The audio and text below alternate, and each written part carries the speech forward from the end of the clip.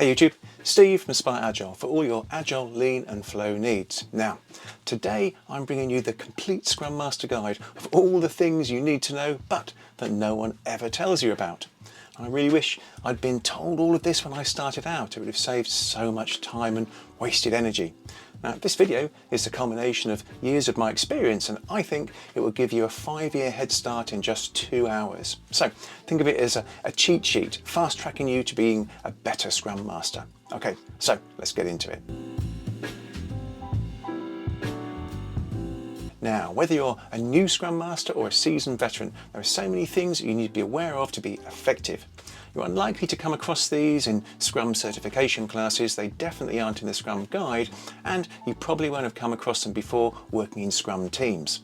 That's mainly because most folks using Scrum are doing it so very badly without even realising it. Now, this is a long video, so I've broken it into chapters. All the time codes are in the description below, so you can easily jump to the sections you're interested in. My advice, watch it all and try to have an open mind. So, this is the content I'm going to cover. Oh, and a lot of these have free templates in the description below, so you can try them out for yourself. Right, first up, being a great Scrum Master, what you need to do and how to do it. Should you use story points, introduction to cycle time and Monte Carlo simulation? Forecasting using Monte Carlo, how many work items you can do by a given date. Forecasting using Monte Carlo, when you can get X number of work items done by. Flow efficiency introduction, what it is and how it can help you. Aging work in progress chart, for me, the most powerful metric that you can use that will actually help you and the team. The principles of flow, speed up your delivery by implementing these 5 key things. Servant leadership, what it is and why it's important, especially for Scrum Masters. Backlog creation, how to do it with my favourite method. Fake Agile, how to spot it and what to do about it. Agile transformation failure, the common causes and how to avoid them. The definition of done, and the really important part, the definition of ready. Building relationships with your team and stakeholders. Building the team's trust, why it's important and how to do it. The importance of the sprint goal and what happens if you don't have one. Scrum Master job adverts, the anti-patterns to watch out for. And finally, Scrum Master interviews, the questions you need to ask. Right, let's jump in.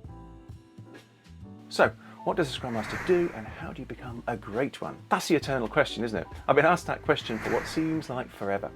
The Scrum Master role has been around for close to 25 years and I've been doing it for close to 20 myself, so you really would think by now it would be well understood, but sadly not. So why is that? Well, frankly, it's probably due to the name itself, Scrum Master. Most people will understand the Scrum part, but it's the second part, Master, that is unusual and probably causes the issue. It's not your typical corporate job title.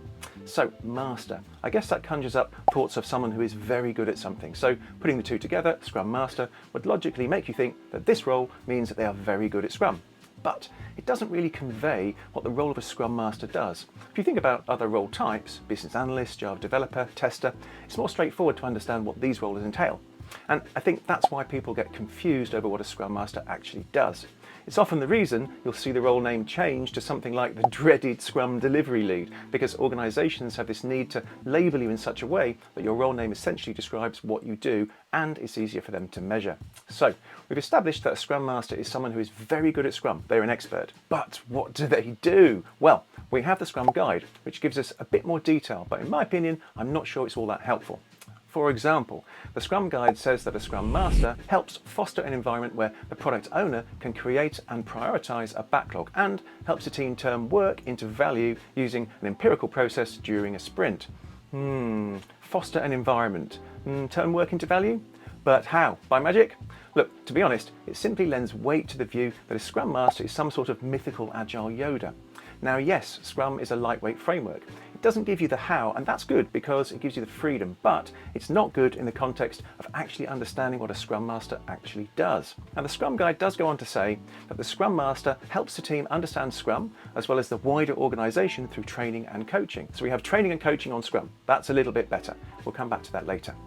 But then it says that a Scrum Master is a true leader who serves the team, coaching the team in self-management and cross-functionality. Okay, now for me, it's starting to get a little bit more vague again. And finally, it says that the Scrum Master causes the removal of impediments to the team's progress and ensures all events take place and kept within the time box. Aha, finally something more tangible and measurable, at least from a corporate viewpoint. And unfortunately, this is what gets the focus time and again within organisations, which is that a Scrum Master is there to facilitate all the Scrum ceremonies, run around chasing people up and fix problems. This is picked on because it's something corporates can relate to and understand. But on the face of it, just doing these two things doesn't require a lot of time. And let's face it, if this is all you had to do, then virtually anyone could do it, which really doesn't help because it devalues the Scrum Master role. So, organisations usually flesh it out with other activities that make sense to them. The three common ones are that they are made responsible for delivery and reporting, hence Scrum Delivery Lead. And then they're given 2 to 3 teams to Scrum Master, and lastly, they're made responsible for setting up and managing the Agile tool, which gave rise to the term Jira Monkey. Now, you could just go with this, turn that Scrum wheel, put in a mediocre performance, and kid yourself that you're a Scrum Master. But what if you actually want to make a difference? What if you want to be a great Scrum Master? What should you be doing then? Well, I was watching an episode of Your Daily Scrum on the Agile for Humans channel, link in the description below, and they talked about the Scrum Master having a guiding question that they need to answer each day, which is, what can I do to help the team deliver? And for me, this is the essence of what a Scrum Master does. They're there to help the team deliver value.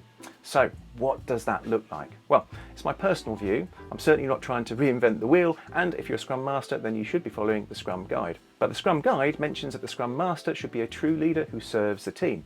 Now, it used to say is a servant leader, but it was rephrased in 2020, probably because servant leadership is not that well understood and adds more vagueness to the already vague Scrum Guide, in my opinion. So here's a question for you.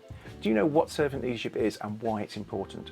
Now, in my opinion, you need to understand this first, because if you truly want to help teams, then you need to start with this. Servant leadership is too long a topic to talk about here, but I've already done 3 videos on this, linked to the first one on screen now, so I'd urge you to watch them. And if you decide after watching them that servant leadership isn't for you, then in my humble opinion, neither is the Scrum Master role. Perhaps look at delivery lead roles instead.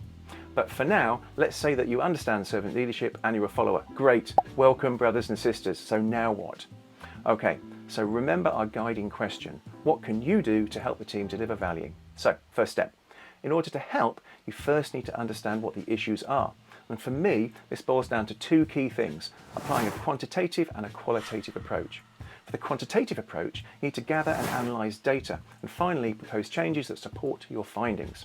And stay tuned to the end, as I've got an important warning for you regarding the quantitative approach, which I wouldn't want you to miss. Okay, for the quantitative approach, we need data. So what data are we talking about? I'm talking about cycle time, the time it takes to actually complete a story. You need to start capturing this information and then analysing it. You'll need to ensure that the team understand the workflow no matter what Agile tool you're using, and that you've got an agreed workflow state that you'll start monitoring from and end monitoring to. For example, it might be in progress to done. And you can see the example here in Jira. Now, we're not going to use the to-do as part of our cycle time in Sprint, because when a story is in this status, it's queued, ready to be picked up when we have capacity. You only want to monitor the time it actually takes from when you start work on the story to the point at which it's finished. Now, this also means that the team need to move their stories to the correct workflow state at the right time. And this is really important. But it's not your responsibility as Scrum Master to do this, it's the team's.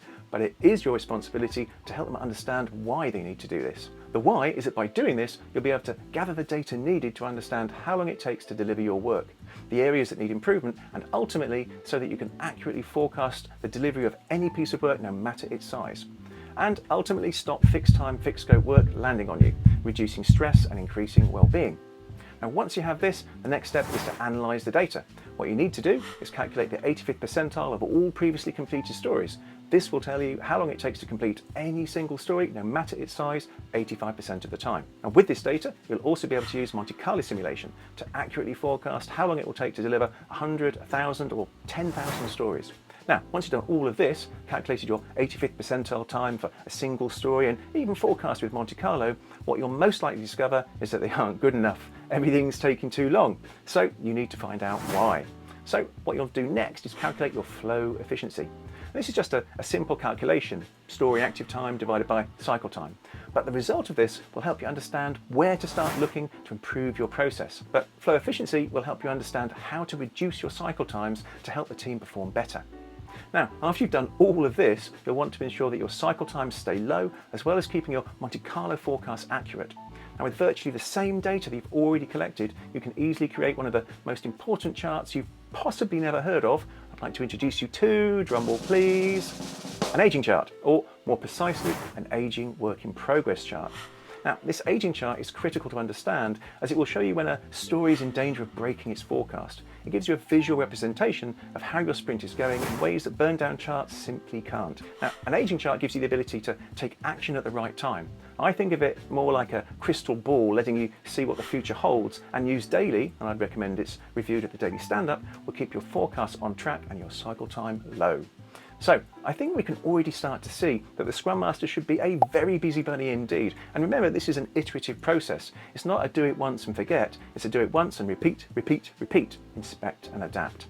Right, I also mentioned the qualitative approach on how the Scrum Master can help the team deliver value. So you've captured all this data and analysed it, and the resulting changes needed are where the qualitative part comes in.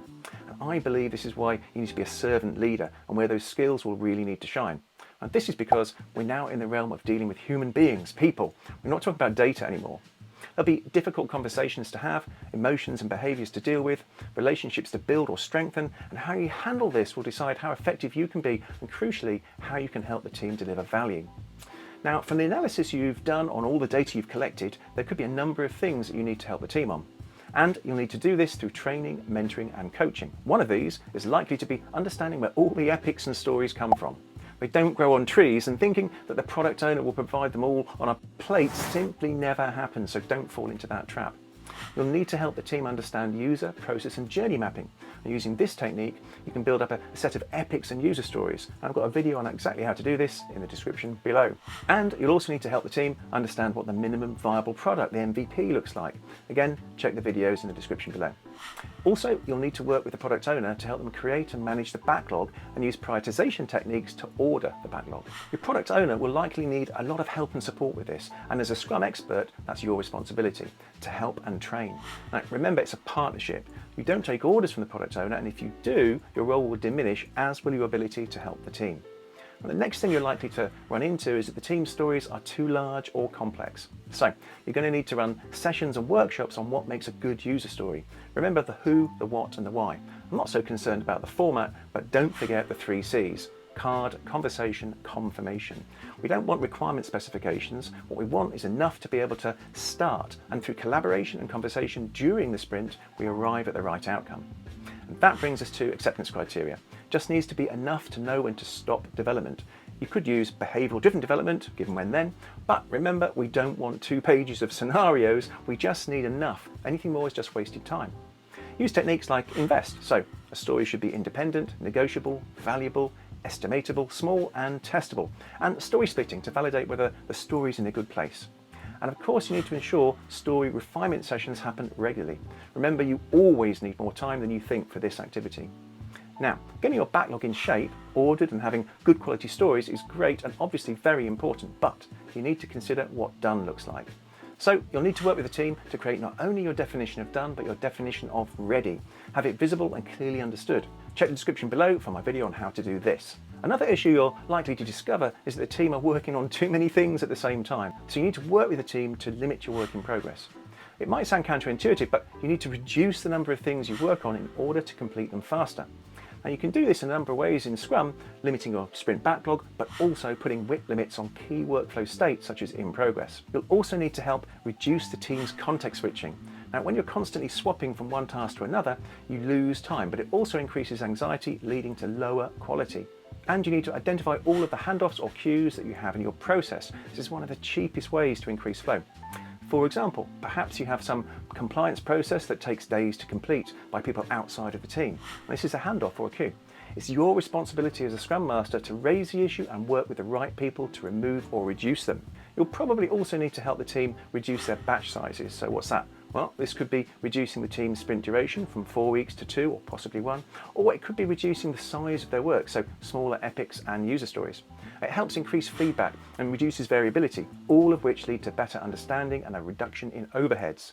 Now, I've got a video on how to increase your flow and supercharge your Scrum delivery with the top 5 things you need to do, which is in the description below. And of course, an essential requirement is that we have great engagement with our product owner as well as our stakeholders. And this is something you need to definitely champion. So you need to work with them and find ways to strengthen or build relationships with the team. Without their constant input and feedback, while you might be delivering something every sprint, does it have any value? If there's no value, then what is the point? Now, I've got a video on how to build better relationships and engagement with stakeholders in the description below, so please check that out for some tips. Now, talking about value, remember our guiding question: what can you do today to help the team deliver value? So we need feedback from our product owner, stakeholders and the team. So how do we do that? We use our Scrum ceremonies to stand up and review. First and foremost, they're for feedback, to gain understanding about the value of what we're delivering. They're not simply a status update and a show and tell. And we'll use our retrospective to inspect and adapt what we're doing to improve. Remember, the retro needs to be a safe space where the team and only the team can talk in an open and transparent way. You've probably heard the expression, what happens in Vegas stays in Vegas. Well, this needs to be true of the retro as well, otherwise you'll get little value from it. Now, I do want to point out that this isn't a linear process. I'm not saying do the quantitative elements first and then apply the qualitative changes. They can, should and must be done in parallel. But the quantitative analysis will help you understand which of the qualitative changes are a priority. Okay, I mentioned there was a warning about the quantitative approach, and here it is. Be aware that data is cold, it has no feelings. Don't just take the data at face value. You've got to observe what is going on within the team. And does that data truly reflect that? At first, it almost certainly won't. So remember that when you're presenting your beautiful Monte Carlo forecast, confidently predicting when you're going to finish your work. There's a lot of work that needs to go into accurate forecasts. It's not simply data mining. So hopefully this will give you some food for thought. Now, this isn't all a Scrum Master should do, but they are very good basics. And if you get these right, you'll be a good Scrum Master adding value. Apply a quantitative and a qualitative approach and answer the question every day: how can you help the team deliver value? And you'll be well on your way to becoming a great Scrum Master. Okay, we touched on a lot of things there, so now it's time to take a deeper dive. Let's start by taking a look at cycle time and Monte Carlo simulation and why it's a better option than using story points. Remember though, no estimates doesn't mean we don't discuss the work, break it down and identify dependencies. Of course we still need to do this. It simply means stop using story points to estimate work and don't provide an end date for a piece of work based on that, or worse still, gut feel. Use a data-driven approach. Have you ever been in a backlog refinement session with the team trying to decide how many story points to award a user story? Does your velocity actually mean anything to you or help you and the team in any way? What about your burn down chart? Does it actually reflect what's happening in the sprint, and do you even look at it? And if you do you often find that it's usually a flat line right until the end of the sprint when it suddenly drops to 0, or more likely never quite to 0? So how useful is this really? Do any of these things actually help you? I'm really curious to know, so please drop me a comment and tell me your experiences. In my experience, these types of measures or metrics rarely, if ever, help the team, and certainly don't help continuous improvement or future planning. What I've found is that they usually waste time and give us a false sense that we're doing Scrum and being Agile. Have you heard of Goodhart's Law? It was created by Charles Goodhart and summed up by Marilyn Strathern as, when a measure becomes a target, it ceases to become a good measure.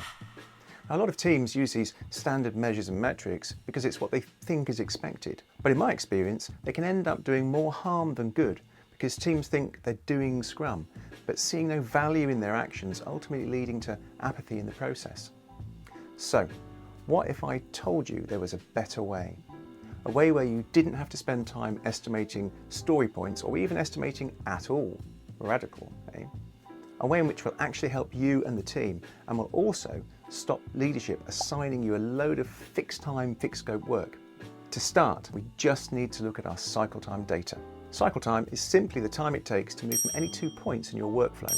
No matter what tool you're using, Jira, Azure DevOps, or any of the million other tools out there, they all use a workflow. Your workflow could be as simple as backlog, to do, in progress, in test, done. Let's say we're interested in how long it takes to get from to do to done, which is very often what we're doing in a sprint. The tool is automatically tracking this time in the background. We don't need to do anything. The only thing we need to do is extract the data.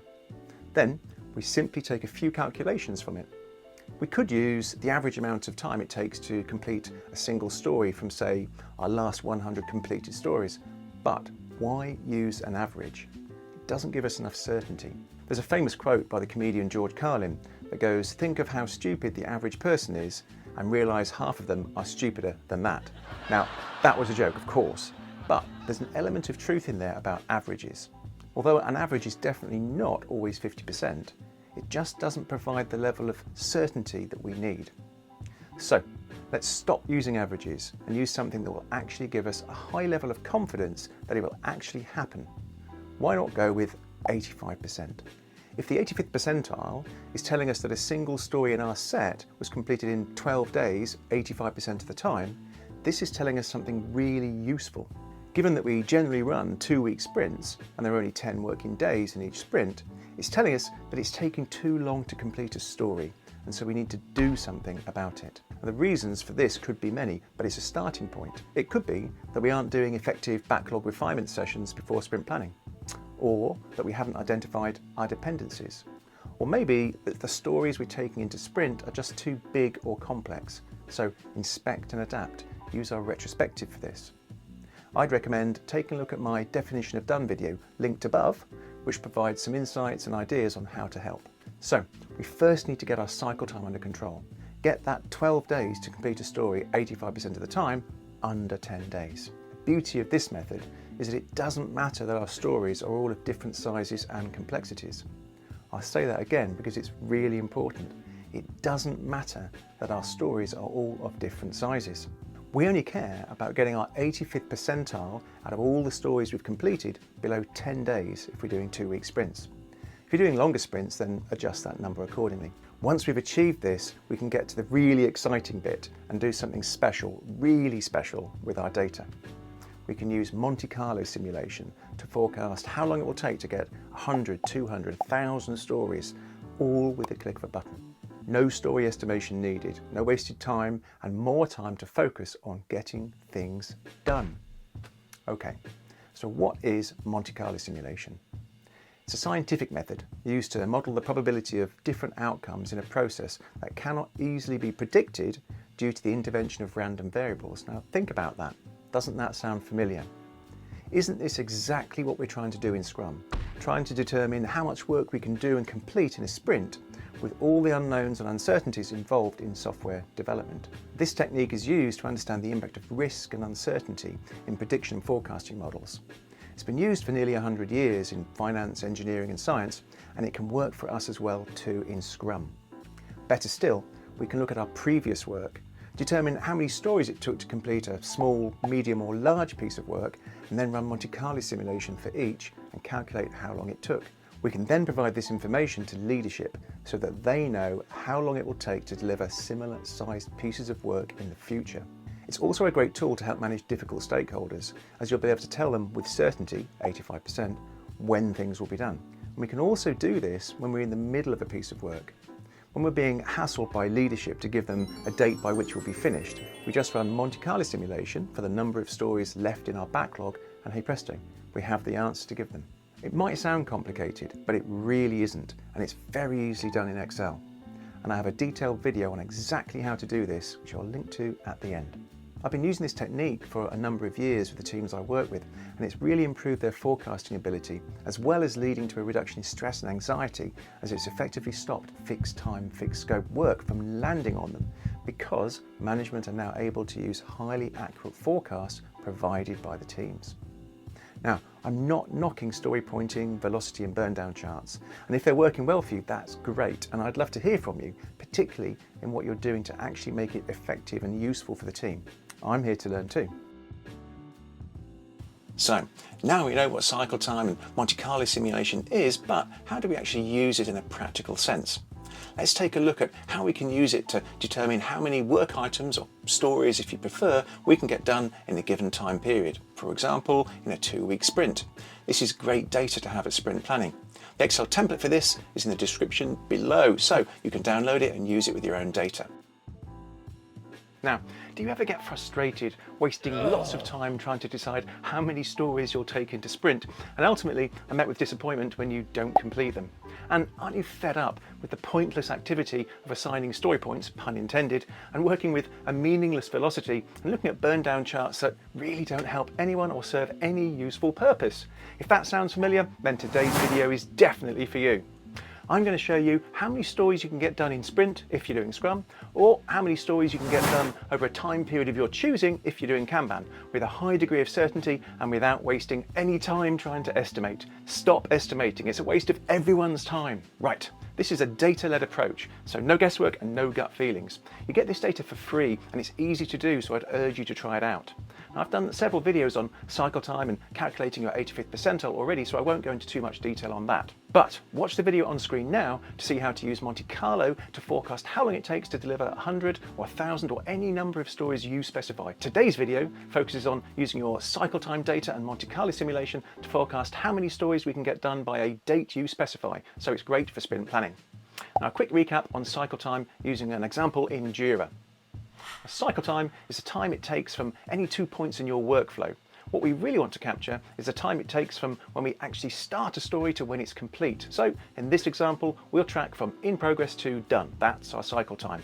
And if you're wondering, yes, it will include any time a story spends in blocked, but we're not going to use to do because when a story is in this state, it's queued, ready to be picked up when we have capacity. Top tip here, watch my video on aging work in progress charts and flow efficiency to better understand how to manage your workflow. Links in the description below. Now, it doesn't matter what Agile tool you're using. This data is automatically being tracked. All you need to do is extract it. I've got a detailed video on how you can do this in Jira, which you can find in the description below, but the principle is the same no matter what tool you're using. Once you have the data, what you'll need to do is understand what the 85th percentile is for a single story to complete. That's the 85% probability of any single story completing, no matter its size or complexity. You can see how easy it is to do here by just using Excel's percentile function. Now, you need to be happy with whatever that figure is before using Monte Carlo simulation. For example, you might not be happy if the 85th percentile turns out to be 20 days because clearly it's taking too long to complete a story, but you might be happy if it's 9 days. Why? Well, forecasting using Monte Carlo uses your historical data, so if that's in bad shape, then so too will your Monte Carlo forecast. So be warned, cycle time is your control to better forecasting, so keep it low. Now, once you're happy with your 85th percentile cycle time for a single story, the next step is to use Monte Carlo to forecast for multiple items. Remember, it doesn't matter that your stories are of different size and complexity. You'll need to extract your cycle time data for previously completed stories. The Excel template for this is in the description below, so please feel free to download it and use it for your own data. Now, I'm going to go through this quite quickly, so you may need to rewatch this video and pause it when necessary. All the instructions you need are in this video. Right, as an example, let's say your first story in your dataset was completed on the 1st of August 2021, and your last story completed on the 30th of September 2021. What you'll need to do is enumerate every date between the 1st of August and the 30th of September, and we can see that here in column A on sheet 1. Next, in column B, you'll state how many stories were completed on that date. If no stories were completed, then you'll put a 0, which we can see here. In column C, we need to get a random number of stories completed from column B. This is needed for Monte Carlo simulation to work, and you can see the formula for that here. Now, in column D, we need a cumulative count of stories completed from column C. This is so that we'll know how many stories we can complete by a given end date, and you can see the formula for that here. Now, you need to decide your end date, which will go in cell F6. All the dates you have in column A are historical, but let's say that we want to find out how many stories we want to complete in our next 2-week sprint. And let's also say our start date for our next sprint is the 6th of June 2022, and its end date is the 17th of June 2022. So we'll start by changing the first date in column A to be our start date, 6th of June, and then enumerate that all the way down so that our last date will be the 5th of August. And then we'll put our end date in cell F6, which is the 17th of June 2022. Finally, we need a formula to put all of this together, which you can see here in cell F1.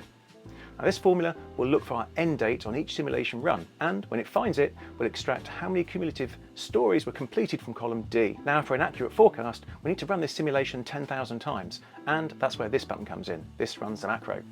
When you click it, it'll ask you how many times you want to run, so we'll say 10,000. Once you click this, it will take around 3 to 6 minutes to run, depending on how fast your computer is, so be patient and wait for it to finish. Go and make yourself a coffee.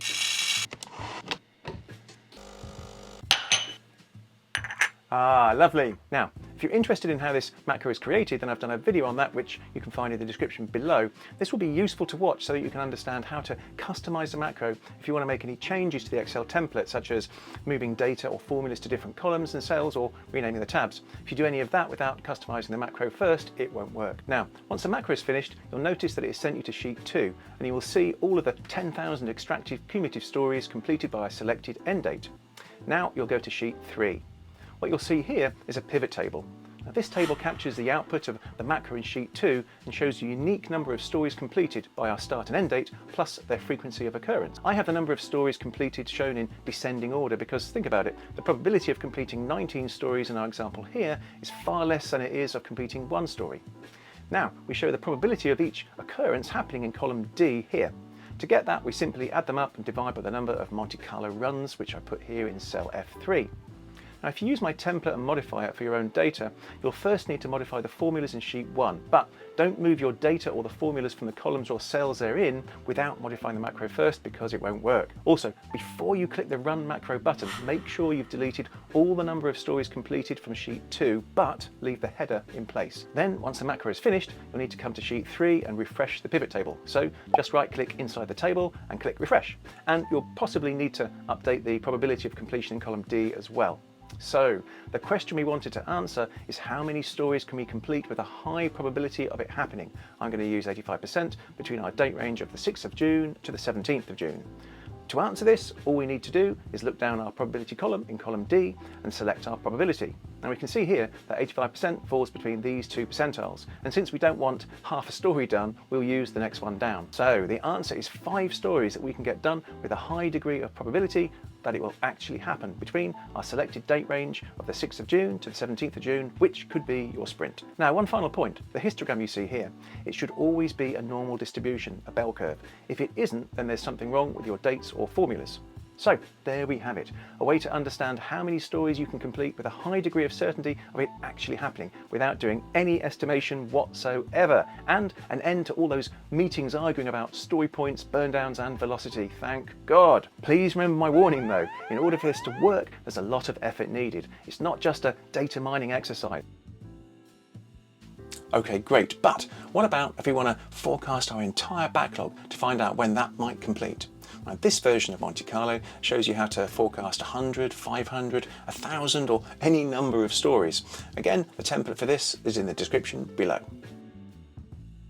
In this video, I show you how to forecast accurately using Excel to run Monte Carlo simulation. So keep watching to find out why you'd want to do that instead of using pseudo metrics from tools like Jira and all the others. I'm sure you've been in this situation many times where you've been asked, when will my work be done? Or when will you be able to deliver my project? I don't know about you, but in the early part of my career, I often reacted to this with a feeling of dread, providing an estimate or offering a heart in mouth response of best guess or gut feeling. Whatever our response, how certain are we it can be achieved? Today, I want to show you a better way of answering this question and provide a way of ending fixed time, fixed scope work from constantly landing on us. I think we often feel that leadership have unrealistic expectations or set impossible targets, but actually, in my experience, that's not really been true. We need to be able to provide a level of certainty about when we can deliver and take responsibility for it. Okay, so how much certainty should we provide?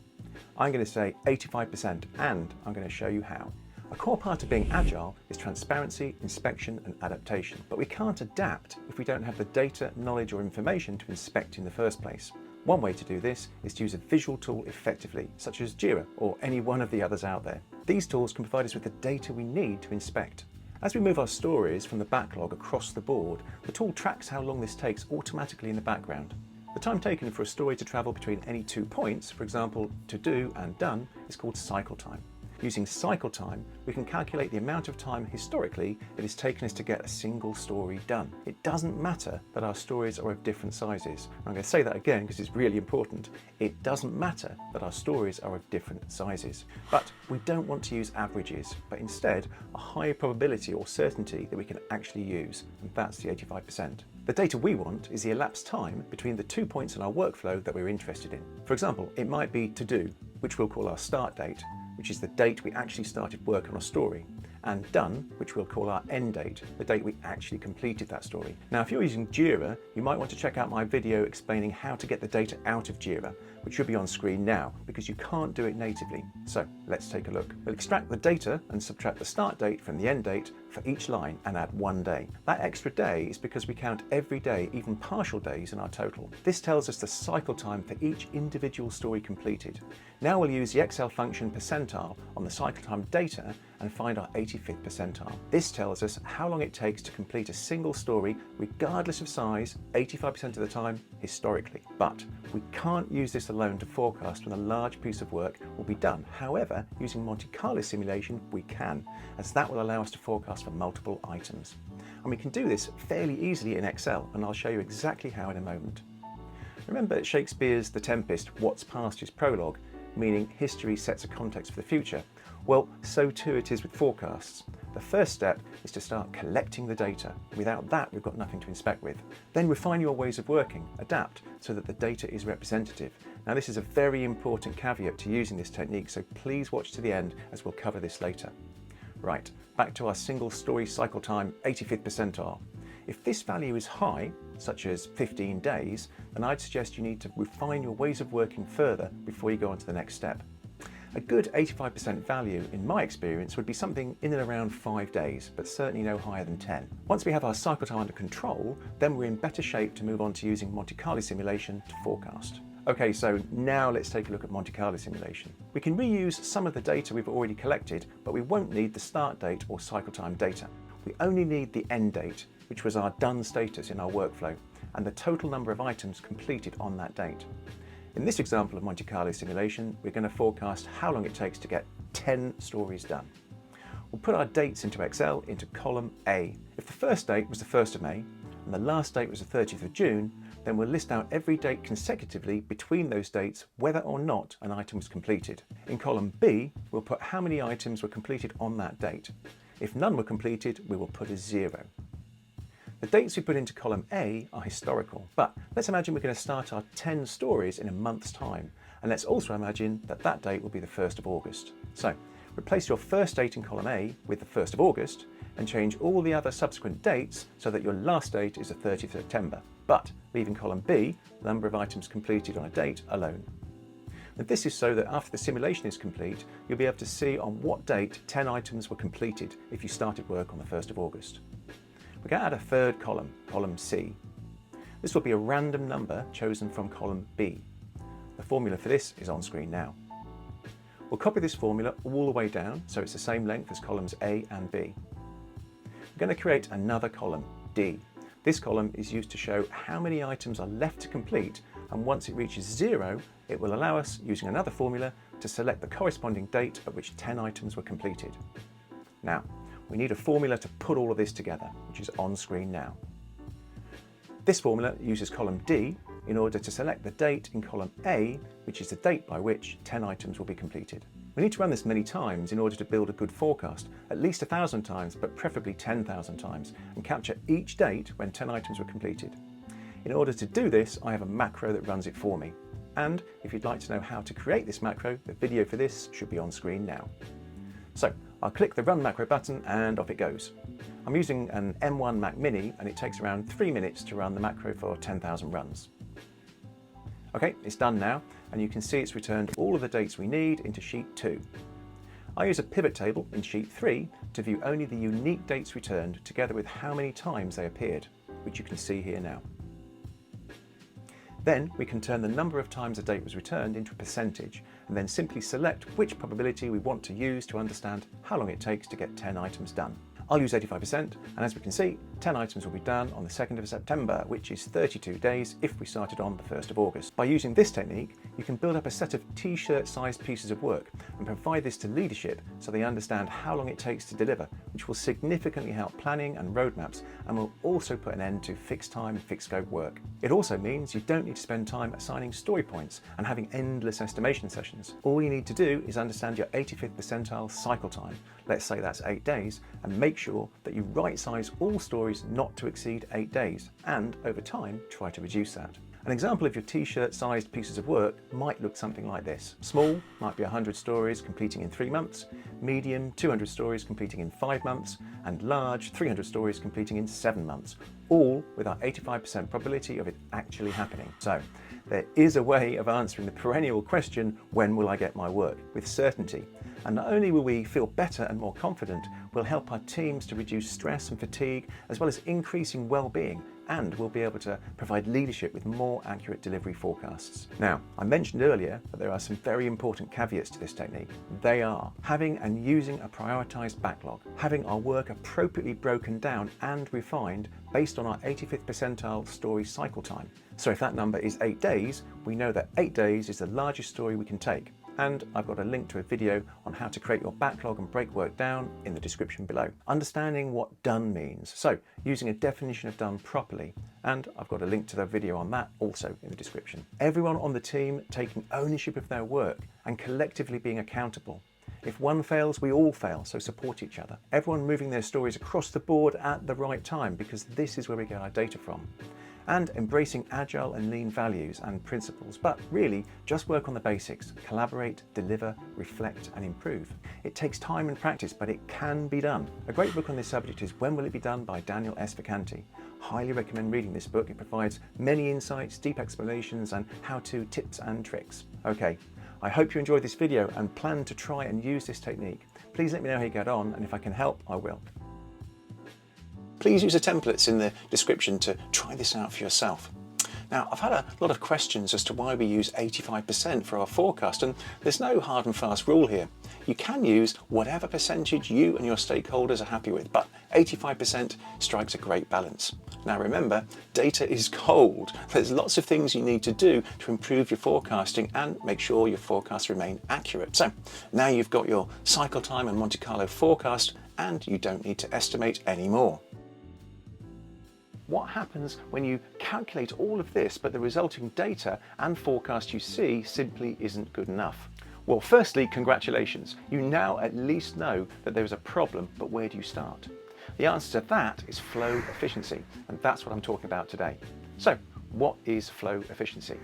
Well, before I get into that, if you agree that estimation is evil, which it is, and that tracking cycle time to make forecasts for single items is the way forward, it definitely is, then controlling the factors that affect cycle time should be high priority for you.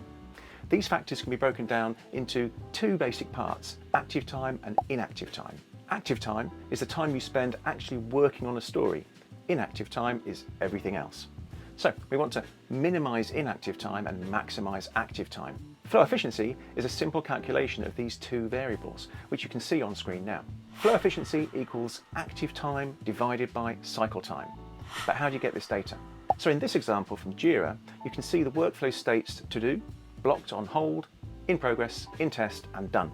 We're going to exclude to do because when a story is in to do, we're not actually working on it. It's basically queued, ready to pick up when we have capacity. We'll also exclude any time a story spends in blocked on hold because that's also inactive time.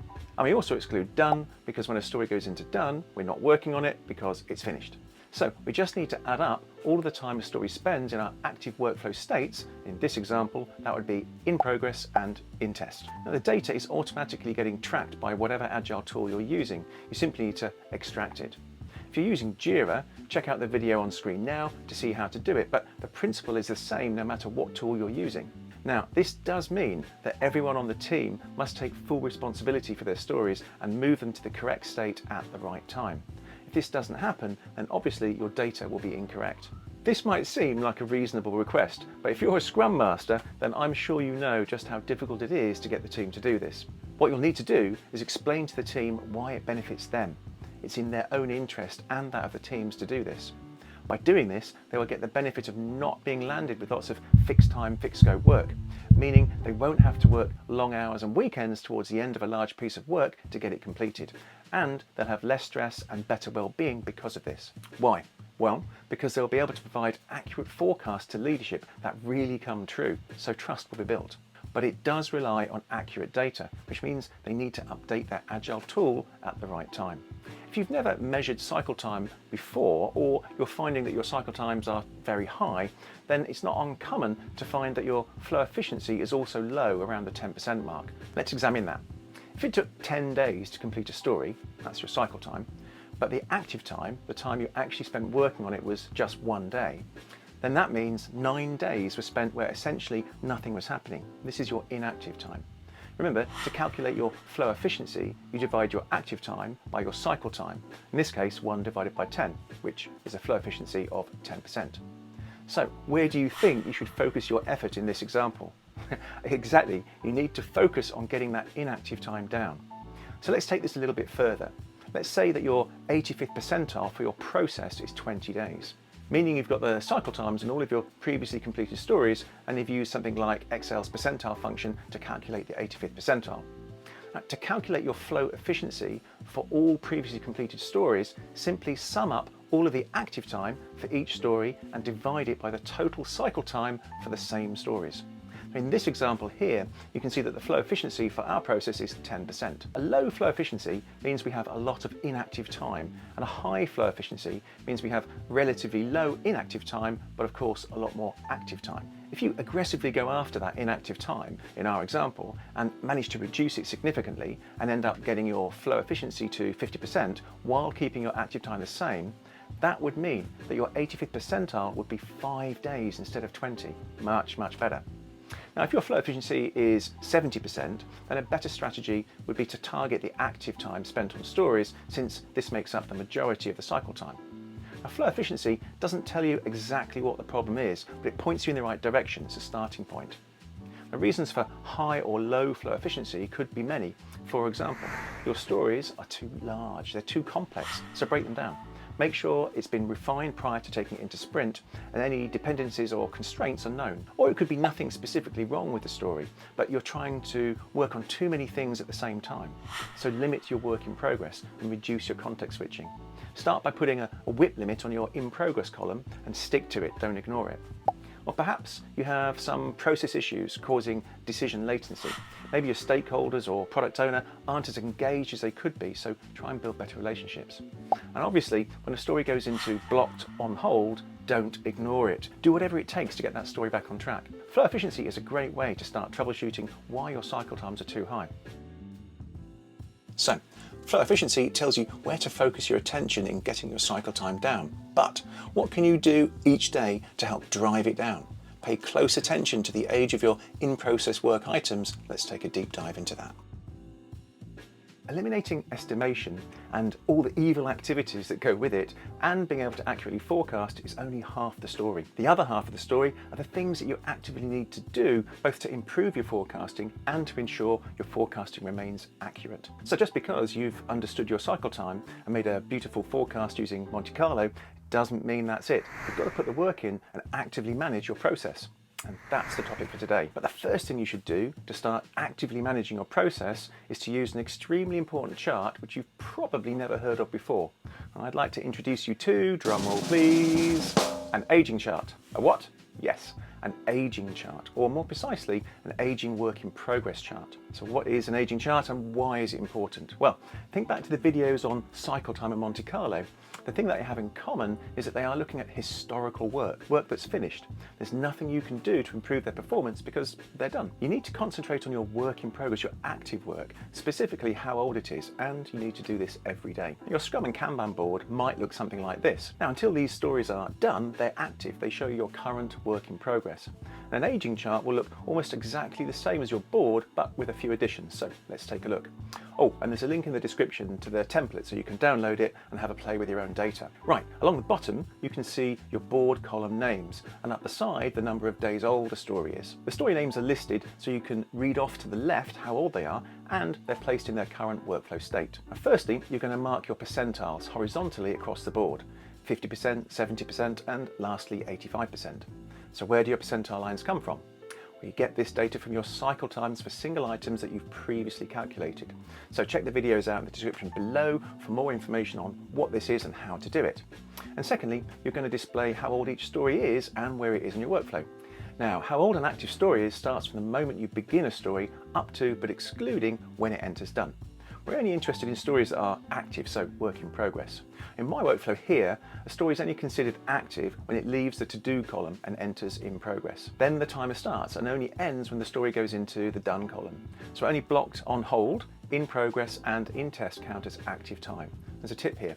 Don't forget to use your blocked on hold column. Move an active story, so a story you've actually started, into this column whenever you're not working on it for any reason. Now remember from our previous videos, we want to work to the 85th percentile. That's our forecast for delivery. It's the 85% probability of a story actually completing. In our example here, it's 8 days. So on our aging chart, we can see here that the 50th percentile is 4 days, 70th is 6 days, and of course 85th is 8 days. Remember, it's only when our work is active, in progress, that we can actually do something to ensure we either improve our forecast or ensure we hit our forecast. Once it's complete, it's too late. We can't change history, unfortunately. So what we need to do is quickly check the age of each story in progress and take action if necessary. And I'd strongly suggest doing this at the stand-up and assess where we are. For example, if we're doing Scrum with 2-week sprints and we see a story that is now 4 days old, this means in our example, it's reached our 50th percentile, would that give you pause for thought? Well, it might when you consider that this story is now bigger than 50% of the stories we've ever seen before, and that the chance of it not hitting our 85% forecast has just doubled from 15 to 30%. Each time our story halves the time left to complete against our 85th percentile, the chance of it not completing to the 85th percentile doubles. So what about when our story reaches 6 days old, hitting our 70th percentile, meaning its chance of not completing against our 85th percentile forecast has just doubled again to 60%. This should certainly make us stop, think and take action. Now, understanding this at the time it's happening, or before, perhaps at the 50th percentile, gives us great insight into actions we need to take on specific stories. Where is it in our workflow? If it's still in progress and not even reached testing yet, do we need to swarm on it? Is there a blocker that needs removing? Should we split the story? What can we as a team do to ensure we don't violate our forecast? Now, if we're pretty certain it's close to completion, then it's probably not a big concern. After all, we know that 15% of the time we're not going to hit our forecast anyway, since we work into the 85th percentile. But having this data represented visually helps us understand what actions to take and importantly when. So how do we get this data? Where does it come from? Well, as with cycle time, all of this data is being tracked automatically in whatever Agile tool we're using, whether that's Jira or Azure DevOps or any of the many others. All we need to do is extract and plot it. Now, there are some Agile tools out there that have aging charts built in, so if you're lucky enough to be using one of those, like Kanban, for example, start using it, it's there for free. But if you're doing it manually, once you have it set up, it literally takes a few seconds.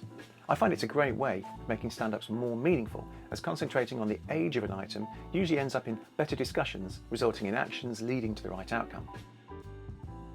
Now, Scrum is a lightweight framework. It doesn't tell you how to do the things it guides you on. For example, it says you need to have potentially shippable work at the end of each sprint, but how? Well, we would normally implement continuous testing, integration and delivery. But to enable that, we need to use the principles of flow. Now, this is a pro tip. Flow is not just for Kanban. It applies equally to Scrum, so ignore it at your peril. Let's take a look.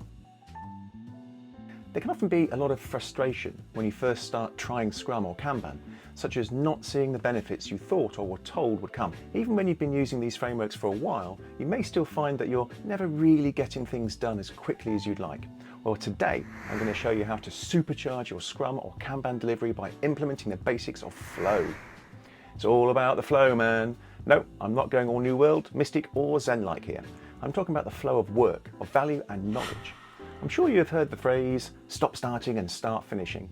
But it's not just some throwaway one-liner a mythical Agile Yoda might say to magically explain something. It has a deeper meaning, and it's a core concept to Agile thinking, and it's this principle that will speed up our delivery and increase quality. Not only that, but it leads to a reduction in stress and fatigue and an increase in well-being. Okay, wow, those are some bold claims, aren't they? Well, let's dive in and take a look at what we're talking about. There are 5 underlying principles: limiting our work in progress, reducing our context switching, removing handoffs, keeping our batch sizes small and low cycle times. So let's take a closer look. We'll start with number 1, limiting your work in progress. This is simply reducing the number of items that are in progress at any one time. And we can do this in Kanban by choosing to put a limit of 5 on our in progress column, for example. The number you choose to limit your work in progress is dependent on the size and makeup of your team. To start, choose the number based on how many developers you have. So if you have 3 devs, then put a WIP limit of 3 and run this for a few weeks and see the result. Then inspect and adapt. So what would happen if we have a team member sat around not doing anything because it would break our WIP limit? That team member should help the other team members complete their work before another story is picked up. This increases collaboration, communication, and knowledge. The point here is to finish what you're doing as a team before starting something new. Stop starting, start finishing. Now let's take a visual look at what stop starting and start finishing means. This example was inspired by the great Henrik Nieberg. So let's pretend we're in the business of making different coloured smiley faces. Now, if we don't limit our work in progress, if we don't finish what we've started before we pick up the next piece of work, just so we can tell stakeholders, don't worry, we've started your work, then this is what our flow looks like. But by limiting our work in progress, finishing what we've started before moving on, then it looks like this. Notice that our productivity appears to be the same. In both examples, we finished 3 smiley faces in the same amount of time. But look more closely and we can see although we started the yellow smiley at the same time, we finish it earlier when we limit our WIP. We started the pink smiley later but finished it earlier. And we started the blue much later, but still finished it at the same time. So our time to market is 2 to 3 times quicker when we limit our WIP. And this is what we mean by stop starting and start finishing. Now, there's something missing from this picture, and that is context switching. So this leads us nicely into principle number 2, reducing context switching. But context switching is just task switching or multitasking. You can call it whatever you like, but it's where you're trying to do multiple things at the same time and jumping between all of them. It is a silent killer and costs you a huge tax in throughput, quality and well-being. So ideally, we want to stop this completely or at least reduce it significantly. Let's go back to our smiley faces to see what that looks like. Now, this was our first example, but it's not true to life. It doesn't take into account context switching. If we take a look here, this is the best multitasker in the world. There's no context switching at all. But even this person is 2 to 3 times slower due to not limiting our WIP. But now, if we take into account the reality of context switching, it would look more like this. Now, context switching is real, and in software development it can be very high due to all the unknowns and uncertainty inherent in development. So firstly, we can now see we have a productivity issue. We're significantly quicker and can deliver more when we limit our WIP. Also, our time to market is 4 to 5 times quicker. Plus, we're learning faster with shorter feedback loops. In addition, when we multitask, it causes stress. So by reducing that, we remove the stress and we end up with happier people. Happier people work better. Fact. Right, here's a quick test which I'd urge you to try at home to prove that reducing context switching really does speed up delivery. So this is our test. We've got 3 columns. First column, alphabet A to J. Second column, numbers 1 to 10. And the third column, Roman numerals I to X. We'll do this twice. First iteration will go horizontally across the page, and then the second iteration will go vertically down. Right, so test 1, let's start the clock.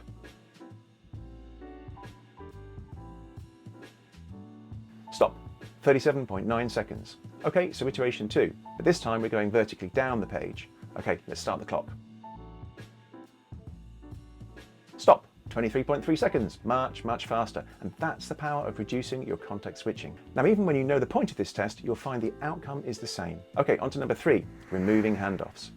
So, what is a handoff? Well, these are queues or handovers, basically where we're waiting for something to happen. These are the worst bottlenecks in your flow of work to market. Examples could be waiting for a stakeholder to review some work, or having to wait for some architecture board to review and sign off an approach, or perhaps it's waiting for a compliance and governance board to meet in order for you to progress your product or service to market. Or it could be from within the team, handing over work from dev to dev or dev to tester. So it's not just the waiting time we lose, it's also the knowledge that gets lost in translation. I think of the game telephone, sometimes called broken telephone or pass the message. It's where you whisper a phrase to a line of people and then see what that message turns out to be at the end. It's always significantly different, right? Well, that's what happens when we have all these queues. If we don't remove these queues, then the work gets stuck or blocked all the time. And this often gets overlooked or put to one side, as these handoffs can be tricky to remove, but once removed can provide huge payoffs in terms of time savings. We want a continuous flow of work, so invest the time needed to reduce these queues. It's one of the cheapest ways to speed up delivery. Number 4, small batch sizes. We need to effectively break our work down to enable small batch sizes. We want small chunks of work flowing through our system. Journey, process and story mapping can help, and I have a video on this on screen now. This reduces ambiguity reduces risk, improves quality and leads to better flow. Finally, number 5, keeping our cycle time low. Cycle time is simply the time it takes to get a story done between any 2 points. Such as when we start a new piece of work, let's call that to do, and when we finish it, let's call that done. We want to keep our cycle time low, certainly much lower than the duration of a sprint if we're doing Scrum, because we want to maximize our throughput and be able to see the speed at which work flows through our system. When you have this data, for example, extracting it out of Jira or Azure DevOps or whatever tool you're using, it's better to look at the 85th percentile than an average, and then use something like Monte Carlo simulation in order to forecast delivery. To enable the flow of work, value, and knowledge, we need slack in the system. So, what is slack in the system? Well, think of it this way. On a busy motorway, what will speed the flow of traffic up? Putting more cars on or taking more cars off. When you have 100% capacity, you have 0% flow. Keeping people very busy simply results in having lots of very people without getting the throughput of work you need. So limiting a work in progress, reducing context switching, removing handoffs, having small batch sizes and managing our cycle time all work together. They complement each other and will lead to better flow and supercharge your delivery speed. One of the prime reasons for consistently not delivering is that we have too much work going on at the same time and on too varied a subject. So try implementing a limit on your work in progress, stop starting and start finishing, see what happens and how you feel. Now for me, servant leadership is the essence to being a great Scrum Master. You hear the term a lot, but let's take a close look at what it really means and what you need to start practicing. I'm going to tell you the 10 things that anyone can start doing right now to become a great leader. Your current leadership are the ones responsible for all the toxic work environments, for the lack of well-being, demotivation, stress, anxiety, and cultures of fear common in most workplaces. So aren't you fed up with this? Don't you want to change? So don't copy what they're doing. Leadership should inspire people to want to be like them. They need to trust and empower people to allow them to get things done. They need to support people in every way, to try new things without the fear of failure. And they need to lead by example and not say one thing but do the other. I bet your leadership don't do any of this. Break the cycle of poor leadership and don't end up as one of the people causing you misery now. So how can you do this? Well, you need to retrain your mind to act as a servant leader. The great thing about servant leadership is you don't need to be a leader to start practicing it. Leadership is a choice you make rather than the place you sit. It's about your influence, not your position. So what is servant leadership? Well, have you ever heard of a poem called If by Rudyard Kipling? It's widely regarded as one of the greatest and most inspirational poems ever written. I loved it as a boy. I try to live my life by it. I don't always succeed and more often than not I fail, but I keep trying and I think that's the point. For me, this poem is a great way to live your life, but it works particularly well to explain servant leadership. So I'm going to use the poem to help explain the 10 traits that make great servant leaders. And these are the 10 things you need to practice and start doing. The poem is in 4 stanzas. I'll read each one and explain as we go. So the first stanza goes like this. If you can keep your head when all about you are losing theirs and blaming it on you. If you can trust yourself when all men doubt you, but make allowance for their doubting too. If you can wait and not be tired by waiting, or being lied about, don't deal in lies. Or being hated, don't give way to hating, and yet don't look too good nor talk too wise. So this is saying stay strong and keep your composure. Maintain a level head even when those around you don't and are being hostile and blaming things on you. The emphasis is on 2 qualities that everyone should have. Self-trust and the ability to understand the thoughts and feelings of others, even if that means understanding that people will not always like, agree or trust you, but to trust yourself. The poem is saying have patience, and if you're being lied about, don't lower yourself to tell lies. Even if you're hated, don't be hateful back.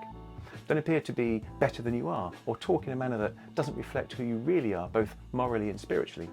And finally, never boast or seem too perfect and clever about all of your strengths. So, the first 3 things you need to start practicing are active listening, empathy, and stewardship. Active listening is how servant leaders communicate, by first listening. So we serve people better when we actively listen to them, giving them our full attention and respect. When we listen, we need to be present in the moment, and that means stopping what you're doing, have eye contact, don't interrupt, watch their body language, and don't think about your reply until you've listened first. It sounds simple, doesn't it? You listen all the time, right? But do you? Try it out. And really think about it while you're trying your new listening skills. What you'll discover is that as you listen, you're already thinking about what you're going to say next and waiting for the moment you can interrupt. So practice not doing that. There's a nice quote by Ernest Hemingway. When people talk, listen completely. Don't be thinking about what you're going to say. Most people never listen, nor do they observe. Empathy. So this extends listening by walking in the shoes of another person and trying to see the world from that person's point of view. A servant leader tries to fully understand others' thinking, needs and feelings. Now, you may not agree with them, and that's okay, but understand where they're coming from. Stewardship. So this emphasises the use of openness and persuasion when leading people instead of using command and control. Now, stewardship's about caring more and controlling less. It's about being transparent and handing down knowledge, skills and wisdom, not hoarding these things for your own benefit. So the second stanza of the poem If by Roger Kipling goes as follows. If you can dream and not make dreams your master, if you can think and not make thoughts your aim, if you can meet with triumph and disaster and treat those two impostors just the same, if you can bear to hear the truth you've spoken, twisted by knaves to make a trap for fools, or watch the things you gave your life to broken and stoop and build them up with worn out tools. So yes, it's good to dream and think, but not to get so caught up in dreams and thoughts that you lose grasp on reality, so don't let them control you. So triumph and disaster are both fleeting. Success never stays, nor does disaster. So don't dwell too much on either, because they'll both soon disappear. You need to withstand seeing your truths manipulated by others and used to serve their own agendas. And when failure comes, as it inevitably will at some point, pick yourself up and start again. Even when it's taken a long time, start again. When something breaks, work to fix it. So the next 3 things you need to practice are foresight, commitment to the growth of people and building community. Foresight is the ability to predict what might come based on what is happening in the present and what has happened in the past. It's about understanding the lessons learned from the past, the current reality, and anticipate the impact and consequences of a decision in the future. So, don't make snap decisions. Gather the data you need first. And commitment to the growth of people is all about putting people first. It's not about you. Servant leaders are actively involved in the development of people. Now, this includes helping people to enhance their performance in their current role, as well as providing career guidance and opportunities. There's a couple of quotes I really like that speak to this point from Richard Branson. Train people well enough so they can leave. Treat them well enough so they don't want to. And if you look after your staff well, they will look after your customers. Simple. Building community is about helping people grow taller, become healthier, stronger, and importantly, more autonomous so that they can do things on their own. Servant leaders see it as their responsibility to ensure that the organisation serves people first. It's a philosophy of people, service, profit. It's a commercially sound principle found in some of the world's most successful organisations such as FedEx, Marriott and Starbucks. The third stanza of the poem goes like this. If you can make one heap of all your winnings and risk it on one turn of pitch and toss, and lose and start again at your beginnings and never breathe a word about your loss, if you can force your heart and nerve and sinew to serve your turn long after they are gone, and so hold on when there is nothing in you except the will which says to them, hold on. So the poem's saying that if you lose everything, you must be willing to begin again. And not only that, but you must also be willing to forget about that loss and not dwell on it or complain about it. Pick yourself up and move on with your willpower to remotivate yourself. It's about endurance, even if that feels both physically and emotionally impossible. So the next thing you need to practice is healing. Now, healing is where you need to have the emotional and spiritual well-being or wholeness of people as a priority. There's something very subtle communicated in a non-verbal way to someone who is being served and led, and it's whether their leader truly has their well-being or wholeness at heart. It's important to understand that servant leadership differs from other leadership approaches. It de-emphasises the common top-down hierarchical style and instead emphasises collaboration, empathy, trust and the ethical use of power. So you need to develop these characteristics in order to be able to heal, have the wholeness of people as a priority. To have this healing influence, the words you choose, your vocabulary, is very important. Servant leaders avoid things like favouritism at all costs. They value the scope of humanity that comprises their enterprise. So don't focus on the input of a select group of people, so-called shooting stars, for example. Don't have a do what I say, not as I do attitude. Healing is not easy to explain in business terms, but if you truly want to lead, then you need to be in the wholeness business, speaking a healing vocabulary and facilitate individual and organisational wholeness, and the results will speak for themselves. Okay, so the fourth and final stanza of the poem If by Roger Kipling goes like this. If you can talk with crowds and keep your virtue, or walk with kings nor lose the common touch, if neither foes nor loving friends can hurt you, if all one count with you but none too much, if If you can fill the unforgiving minute with 60 seconds worth of distance run, yours is the earth and everything that's in it, and, which is more, you'll be a man, my son. So this is saying that it shouldn't matter who we are with. We must treat the lowest of the low and the highest of the high in exactly the same way, with kindness. Even when we achieve great success, remember to stay humble and have humility. Bounce back from disappointment or pain. When you talk, keep your individuality and goodness. Don't let things go to your head, stay grounded. And if you can fill even the smallest amount of time with achieving your long-term goals, then the world will be at your fingertips. So do everything in this poem and you'll enrich your life, be liked and respected by most, and have a positive influence on those around you and society in general. So, the final 3 things to practice are self-awareness, persuasion, and conceptualization. Self-awareness. So it's sometimes easy to be blissfully ignorant of our own shortcomings and how this affects those around us.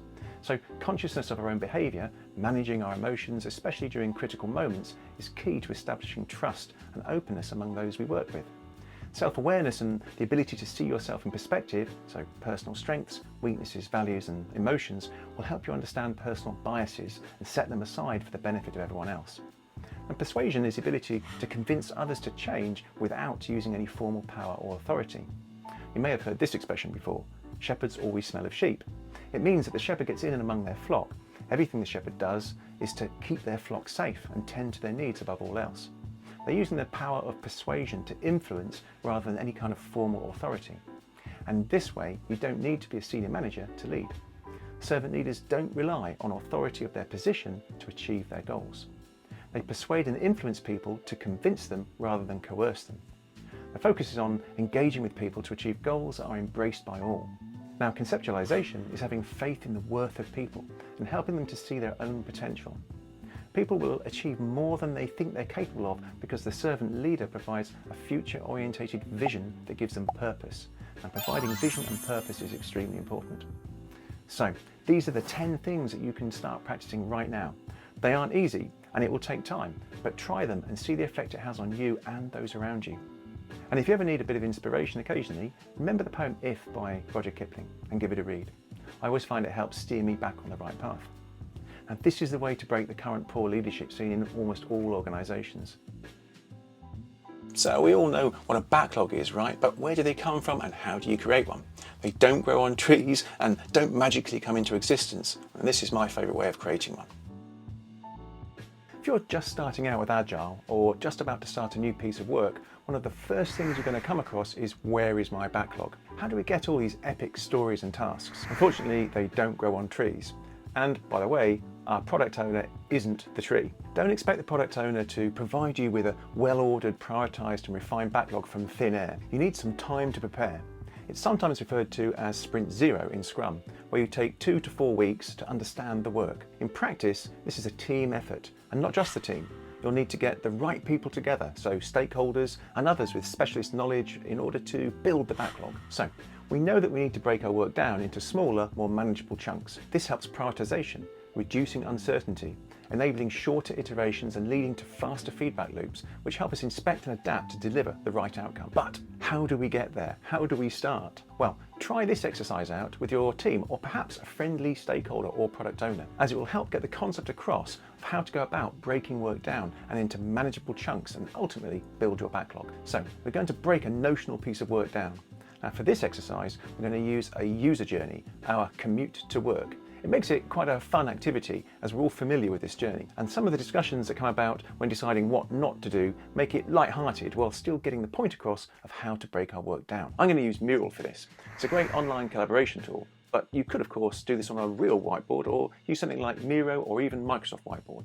We're going to start by mapping the end-to-end journey from start to finish. This is a user journey, but this also works with processes. The start is waking up, and the end is when you get to the office. Before you start, it's sometimes sensible to set some constraints or dependencies to help focus. I'm going to set a constraint that this is an actual journey to an office location, not in our own home, so we're not home working. We'd start this exercise as a group, brainstorming all the high-level things that need to be done in the form of sticky notes in order to complete our journey. Don't worry about putting them in timeline order, just get them on the board for now. After brainstorming ideas, this is what our board might look like. Now we want to order and group the ideas into a logical timeline and remove any duplicates. So the board would look something like this. After doing this and looking at the ideas on the board, what you'll almost certainly discover is that there is more than one type of user journey. As we can see, there is a journey where it looks like the commuter may be a single person living alone, one where they have kids and another where they have a pet. Now, we could have decided to put a constraint on the type of user journey at the beginning, but when you do this with a real piece of work, this may not be apparent at the start. So in my experience, it's better not to and see what you discover. We need to decide which journey gives us the greatest benefit. For example, we might decide to concentrate on the journey to work for a single person living alone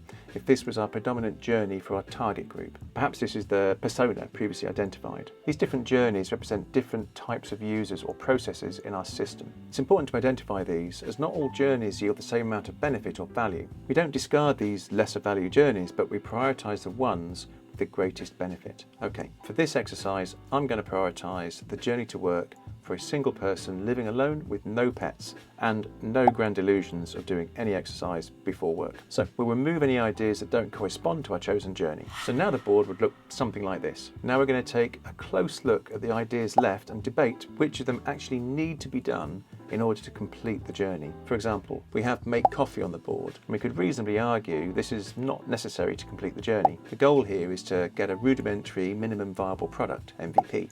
But remember the viable part. We could remove make coffee, check phone for news, have a shower and brush teeth, since they're not essential to complete the journey. But if we remove too many of them, then the journey could become unviable. So we'll remove the ones we think can be omitted, but still have a viable journey, and take a look at what we have left. So now the board would look something like this. We've also grouped a few of the ideas together as they are related activities. You'll notice that we have take train to work and drive to work still both on the board. This is because our user type, single person living alone with no pets, could use either of these options to get to the office. We're not doing this for a single individual, we're doing it for our chosen user type, which could be many different individuals. Let's take a closer look at one of the ideas, have a shower. We could break this down further. After all, you can't just have a shower. There are multiple things that need to be done. So we'll break this down further and put each step as a sticky under the have a shower idea. To make it clearer, we'll change the colour of the ideas to use yellow for all the high level activities and blue for their respective steps. And here we see the list of steps needed to have a shower. We'll need to do this for all the high level activities on the timeline.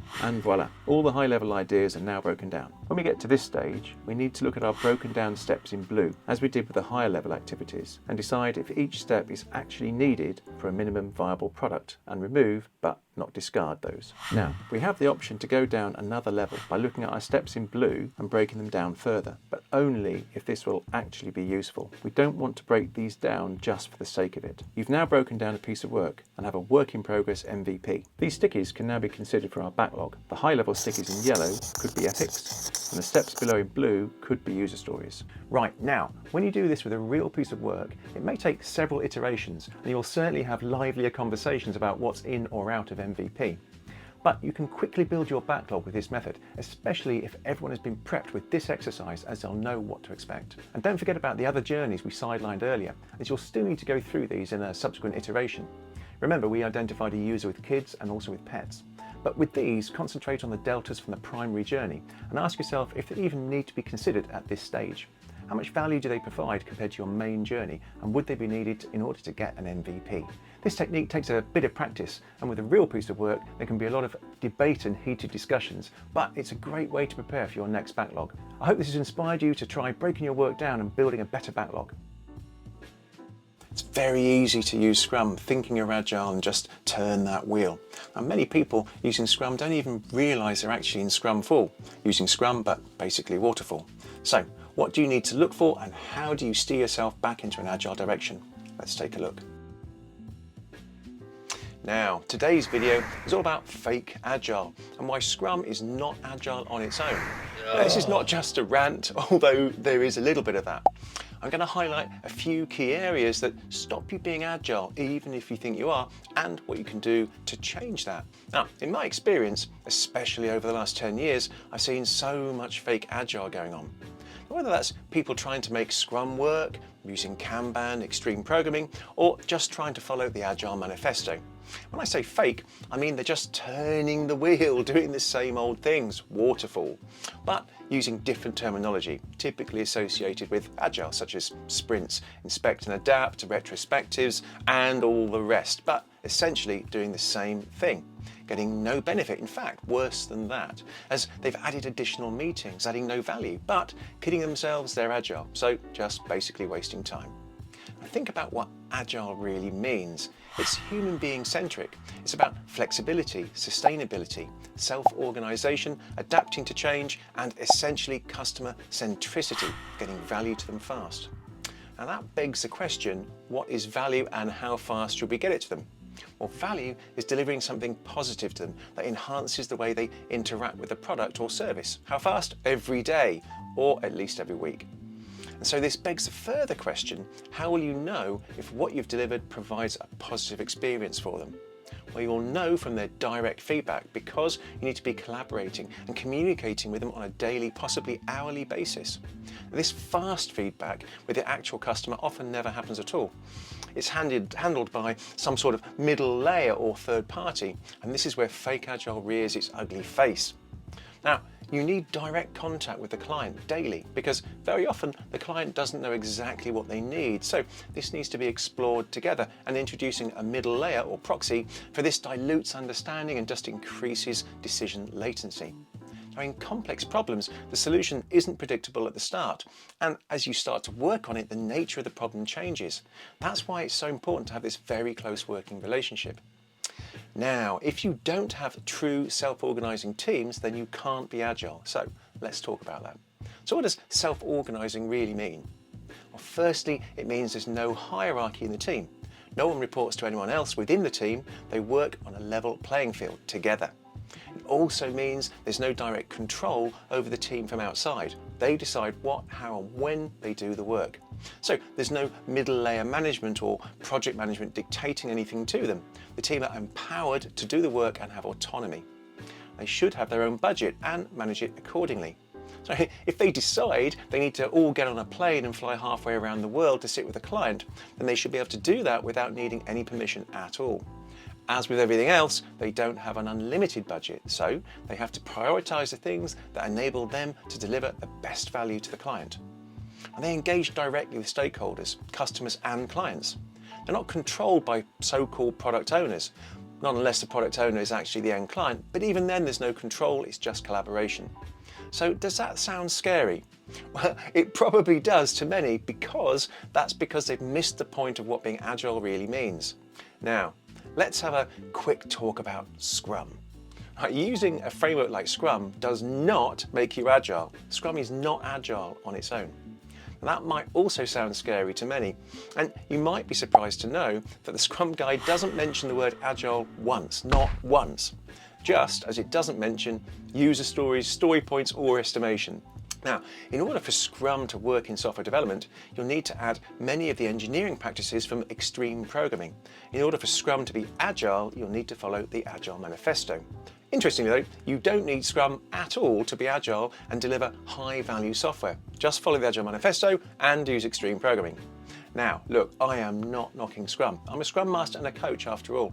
And if you do it well and add the missing pieces, it can work. But unfortunately, Scrum over the last decade has been done so very badly. And it's become synonymous with Jira, which is inherently anti-Agile, as are most of the Agile tooling out there. And when you hear people saying Agile doesn't work, what they mostly mean is that they've tried Scrum badly and it hasn't worked. Remember, Scrum is not Agile on its own. It's perfectly possible to do Scrum and be completely waterfall. So ask yourself some probing questions. If you're doing Scrum, but you aren't seeing any tangible value from it, then it's extremely likely you aren't implementing Agile values and principles or using extreme programming engineering practices. In which case, what's the point of Scrum if you're not seeing the benefits it's supposed to bring? Now, please tell me in the comments below if you're getting any benefit from Scrum while not being Agile, as I'd love to hear your stories. And I really do mean that. I genuinely like to hear your experiences. So, what do you need to do to stop fake Agile? Well, it is difficult, I can tell you. Many corporates are simply too big to make the change and would be terrified to remove the middle management layer and all of their project managers, but that's exactly what would be needed. When I say remove, I am not saying make them redundant. So a truly agile organisation would help them, retrain them to fit into the new world. Agile needs to be embedded right throughout the organisation, top down, bottom up. So a company-wide restructure is needed to dramatically flatten the hierarchy, provide autonomy and reduce decision latency. An organisation's culture comes from its structure. So if you don't change that, then you're starting from a losing position. Also, organisations need to allow their customers in. They need to speak to them, engage with them, collaborate with them, not just at the leadership level. This access needs to go right down to the people actually doing the work. Well, ironically, this is often the last thing organisations want, as they're too scared to talk to their customers. I say ironically because these organisations are purportedly being agile, which is all about openness and transparency. And most leadership I've observed could really do with a mindset shift to servant leadership. That would be a great place to start. And we need sustainable development. I've seen so many organisations over the years have an almost sweatshop culture mentality. And I'm sure you've experienced this before. You're getting close to some sort of big release and you're being asked to work late and over the weekends for weeks on end. And that cycle just keeps repeating and repeating. And sustainable development is needed in order to keep a regular pace, day in, day out, week in, week out, all throughout the year. It helps predictability and is crucial to deliver high quality products and services, avoiding burnout so people are less likely to go sit on sick leave, plus it increases well-being. Happier people work better. Fact. Right, now look, most companies still use an old-style Taylorism approach to management. Now this is 100 years old, and while scientific management was revolutionary back in 1911, it simply doesn't have a place in today's digital knowledge worker world. And that's to say nothing about remote working and the work from anywhere revolution that's upon us now. Taylorism totally stifles innovation and is a major barrier to being agile. And for me, cutting to the heart of it, it's about trust and respect for the people actually doing the work, giving them the autonomy to get the job done and treating them as adults. So let's try and stop all this fake agile and start getting real value from it by doing it the right way, or at least calling it out for what it is, fake. Now, if you're a Scrum Master for long enough, you'll end up being part of an agile transformation. Now, these fail more often than they succeed, but it doesn't have to be that way. Let's take a look at the common causes for failure and what you can do to prevent that. To start, it's worth remembering that nearly 50% of agile transformations fail. Now that's a lot. So not falling into one of the 5 traps I'm going to talk about will help you ensure that you don't end up in that 50% failure bucket. Business and strategic agility has never been more important than it is today in 2022. A successful transformation is the bedrock to achieving this. During my career, I've witnessed successful and unsuccessful agile transformations, and in this video, I'm going to share with you the top 5 reasons why they fail and what you can do to help prevent that. If you didn't already know, some of the biggest companies in the world have successfully used agile to achieve business agility and competitive advantage over their rivals. Microsoft, Netflix, and Google, to name a few. But they've each gone about it in different ways, and in part that's the secret of their success. And I'll discuss this more later, as it's one of the big 5 failure reasons. Right, let's get into it. Number 1. The number 1 failure point is leadership at all levels, which is probably no great surprise. Unfortunately, some leadership think that while they want business agility, it's something they can just decree and it shall be done. They can wave their magic wand and it will just miraculously happen. This is probably the biggest barrier for success. An interesting fact observed by Professor John Cotter's research is that he's never seen a successful agile transformation that was led by waterfall leadership. That is food for thought. One of the common things I hear is we must perform while we transform, effectively telling everyone that while we must pick up these new ways of working, which takes time and practice, they must continue delivering. Apart from putting a lot of extra stress and pressure on everyone, what ultimately happens is that people continue to work in exactly the same way they always have, because they need to deliver. And the only way they can do that is to follow well-established and understood practices. And so they just go through the pretense of working in an agile way. Another common one is that middle management still force fixed time, fixed scope work on teams because they themselves are being pressured by their own layer of management, which just exacerbates the whole situation. So leadership, you need to truly buy into this in order to succeed, which means you need support and mentoring. There are no stupid questions. It's not weakness to ask for help. In fact, it takes true strength and courage.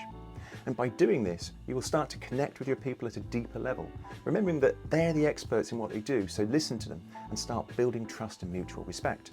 I like Richard Branson's take on this. If you look after your staff well, they will look after your customers. Simple. Truer words were never spoken.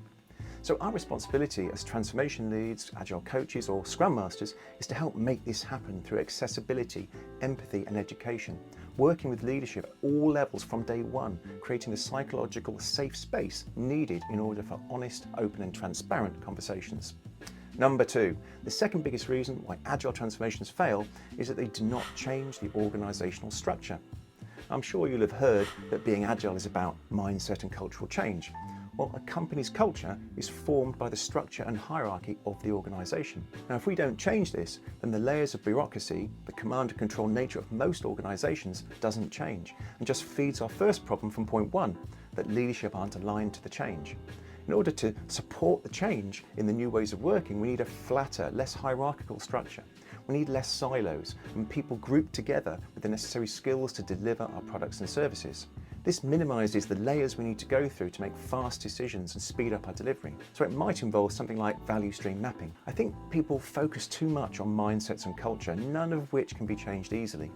An organisation already has this ingrained, and the only way of changing this is to make structural changes. It takes a revolution, not an evolution. Remember the old adage, you can lead a horse to water, but you can't make it drink. So be realistic and know that not everyone can accept this change or can move at the same pace as others. It will take time, empathy and staying humble. You need to have patience and stay the course. Now, Netflix succeeded in doing this by making structural changes that led to culture change. Their free-flowing and adaptable approach to management and organisational development is thought of by many as a gold standard. Their vision revolved around fluidity, iteration and evolution. They connected with their people by letting them see their vision and provided clear purpose, priorities and principles. And as we all know, their success led to disaster for poor old Blockbuster Video, who didn't do any of that. So a key point here is that agile transformations are driven by people, so invest the time and money in hiring the right people to help ensure a successful restructure and to make it work once done. As change agents, we need to work with leadership to help them understand what good looks like, what kind of supporting structure will be needed in order to achieve agile ways of working. Now here's a question for you. Why do you think other companies like Toys R Us didn't survive? Do you even remember Toys R Us? You've probably heard of Amazon, which is a clue. Right, number 3. It's all about context and alignment to vision and needs. Organisations that try to copy and paste what's been done successfully elsewhere, for example, there was a whole spate of everyone trying to copy what came to be known as a Spotify model, end in failure. And thinking that you can take off-the-shelf solutions from snake oil salesmen such as management and professional service consultancies or scale solutions, mentioning no names here, but you know who you are. One begins with M, the other with P, and the last with S. Ends in chaos. Copy and paste doesn't work. Every organisation is different, and so is the solution. And agile transformation needs to be adapted to their unique context. So continuous improvement needs to be built in from the start. Never stop experimenting and innovating. You won't get there first time, so fail fast by having short feedback loops. Failing fast is a good thing, as it gives us the knowledge to fix it faster. Organisations will require external help when starting their journey, so as agile coaches, we need to help empower employees to own the transformation and encourage the organisation to build their own internal coach network. You need skin in the game for this to work, a personal vested interest in success. Number 4. Okay, the next biggest reason for failure is a lack of servant leadership. And I don't simply mean at the top, I mean right the way throughout the organisation. The thing about servant leadership is you don't need to be a leader to practice it. Leadership is a choice you make rather than the place you sit. It's about your influence, not your position. This isn't new and it's been around for a long time, but I personally believe we're going to see a revolution in this area, as I don't believe we can continue working in rigid hierarchies and in command and control ways, not with all the change that's happening in the world and with people's changing attitudes to work, particularly over the last couple of years. What we mean by servant leadership is truly listening to people, having empathy, foresight, stewardship, self-awareness and persuasion. And if you want to know more about servant leadership, click the video up here now. So my recommendation, if you're starting or going through an agile transformation, or even if you're not, is to start with servant leadership. This is something we can all do. And finally, number 5. This is a lack of understanding about what agile really is in 2022 and treating it as the objective. Agile's not the goal. Business and strategic agility is, which is simply delivering the right product or service to the customer at the right time, creating value for them. being able to change quickly based on feedback and market conditions, and doing all of this faster than the competition to gain competitive advantage. So there is no end point. There's no point in time when you can sit back and say, we're finally agile. It's a continuous journey. The core focus must be on the customer, satisfying their current and future needs. Agile is just the vehicle we're going to use to get there. And to be clear, when we say agile, we also mean lean, design and systems thinking, as well as flow. So again, to remedy this one, we need to get involved with leadership to help their understanding through education and mentoring. Number 6. Okay, I said there are only 5 reasons, but this one's a bonus. And unfortunately for this one, there's little that can be done. Transformation is always doomed when it's done for this reason, which is cost cutting, basically to reduce headcount. It's sold as an agile transformation, but really the underlying objective here is simply to cut costs. It's the good old-fashioned restructure, which has always been used for this reason. They're just calling it something else now. So if you've ever been part of a transformation, you know it's not easy. As agile coaches, it's our responsibility to help organisations find their own sustainable way for improvement, helping them towards their goal. I hope this video provided awareness about the cause of transformation failure and helped pointed you in the right direction of where to start, what to do and what not to do. Now, the Scrum Guide does talk about the definition of done, but not how to create one. And it also doesn't talk about, for me, the really important part, the definition of ready, the secret to making it work. Let's take a look. I'll explain what it is and why it's important, and I'll be sharing the secret behind actually making it work, but that's coming up later. Some people think that the definition of done is the same as acceptance criteria, but no, it's not. Acceptance criteria are the set of conditions or business rules that the functionality being developed needs to satisfy to meet the intent of the product owner or stakeholders. They're also extremely useful for developers since it tells them when they have met the requirement and can then stop coding, and for testers so that they know whether or not the piece of work has passed or failed. I'm sure you have a done column listed on your Scrum or Kanban board. Well, the definition of done, do you know what? I'm going to stop saying that, it's getting very irritating. I'm just going to call it DOD. So the DOD is what needs to be satisfied in order for you to move it into that column, not simply passing the acceptance criteria. So it's basically a list containing a number of things agreed by the team in advance and normally applies to all user stories. Acceptance criteria is just one item on that list. The difference is that the DOD is universal, whereas acceptance criteria is specific to a single user story. So let's take a look at some of the common things found on this list. Acceptance criteria: unit tests, code peer reviewed, code checked in, code deployed to test environment or whatever environments it needs to go to, code documented and commented, documentation for a user story if needed, and that the user story has been shown to the PO or stakeholders and they agree it's met their intent. Also, something that's often forgotten is any company governance or compliance criteria that needs to be adhered to. This is the place to put it in, your DOD. All of these items must either have a pass or a yes next to them in order to meet the DOD and be allowed to move on into the done column. The DOD needs to be visible and accessible to everyone on the team. I said before that the team gets together to create this, but don't get obsessed with it. It's important to have it, but you don't need to go down to the nth degree specifying absolutely everything. Just enough so that the finished piece of work can progress to production or live status. You could think of it as your MVP. Also remember that the DOD is not cast in stone, it can be changed. Inspect and adapt. So when can that happen? Sprint retrospective. This is a great opportunity to make changes like this. So raise it there and agree to change with the team. Now, I mentioned that I'd tell you the secret behind the DOD, and this is really important. I've worked with so many teams that have well-defined DODs but still can't satisfy it. And that's because, here it comes, they don't have a definition of ready. Yes, let's call that the DOR. Yes, another list. And it really is the secret behind the DOD, as it must happen before, well before. As with the DOD, the DOR is a universal list of things that must be true before a user story can go into a sprint or be presented at sprint planning. It's just as important as the DOD, because if you don't have one, it often means that you can't satisfy the DOD.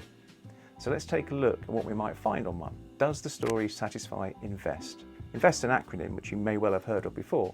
It stands for independent, negotiable, valuable, estimatable, Is that even a word? Estimatable? Estimatable? Small and testable. Independent just means that the stories shouldn't be dependent on each other. When they are, it becomes very difficult to get them to done at the end of the sprint. Negotiable. That just means that we're not writing a business specification or requirements document. It's a user story. And the core part of the user story is the conversations that need to happen with PO and stakeholders. So the scope is not nailed down at the start. It can develop throughout the sprint. Valuable. Well, clearly, there has to be value in what we're doing. If there's no value, then why are we doing it? Estimatable. Estimatable? Estimatable. All right, we'll say it's a word for now. It just means that the team have to be able to estimate the piece of work. So whether they're using story points or right sizing. If they can't, it would suggest that maybe the story is too big or too complex.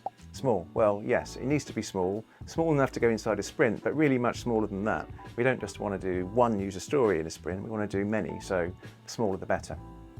Testable. Yes, we must be able to test it. If you can't test it, how would you know it works or not? The team has been walked through the user story prior to sprint planning. In other words, we've had a refinement session. The team agrees it can be achieved in a single sprint. Dependencies and constraints have been identified. Must have some acceptance criteria, although it's okay to add to this in the sprint. How the story will be reviewed. This is worth thinking about because it's often more difficult than you think to review certain types of user stories. The PO identified for the user story. This isn't an exhaustive list, and exactly what goes on this depends on the type of work you're doing. So the secret to a successful DoD is having and using the DOR. So invest the time in refinement sessions, as it will pay off big time in both sprint planning and actually getting your work into production at the right time. Now, one of the things you need to succeed with Agile and Scrum is great collaboration and communication. All those important interactions that create the right conversations leading to great outcomes, but this doesn't happen on its own. You need to build the relationships necessary for this to happen. So let's take a look at how you can do this. I'm coming at this from a work context, but it all applies equally well to any kind of relationship building. One of the things I see time and again, whether we're using agile ways of working or not, is a lack of great working relationships between teams and their stakeholders. Without these close working relationships, it's difficult to build the trust, openness and transparency needed for effective collaboration. Have you heard the phrase, action is eloquence? It's from Coriolanus by Shakespeare. It means that taking action is what drives results. Good intentions alone are not enough. And I'm sure you've heard this one before. The road to hell is paved with good intentions. So, in order for us to build relationships, we need to first do something. They won't happen by themselves. Now this might sound a bit wacky, but bear with me, there's method in my madness, honestly. So, building relationships. It started me thinking about Newton's 3 laws of motion and his law of gravity. So, let's take Newton's first law of motion, inertia. This states that every object remains at rest or in uniform motion unless compelled to change its state by the action of an external force. Starting to build relationships takes time and effort. They won't happen if we don't do something. So we need to actively and genuinely engage with our team and stakeholders to move from a state of no relationship to having a relationship and continue to maintain them, or inertia will set in. To start, we can find out what our stakeholders' key interest is and then invite them to a session solely focused on achieving their goals. This shows them that you understand what they need, you want to listen and value their feedback. And it also shows them that coming to one of your sessions won't be a waste of their time, as it was all about their needs. And this is really important because we want them to come back to our next session. This builds the beginnings of trust. It takes courage to take this first step, but it will be well worth it. Next up, Newton's second law of motion, force, states that the acceleration of an object depends on the mass of the object and the amount of force applied. At first, building relationships where none previously existed requires a lot of time and effort. But as the relationship builds and matures, the amount of effort required, although continuous, lessens and becomes much easier. So, with continued contact with your stakeholders, the anxiety or worry we sometimes feel about speaking to them lessens. You start to get to know each other, and as with every other kind of relationship, becomes easier.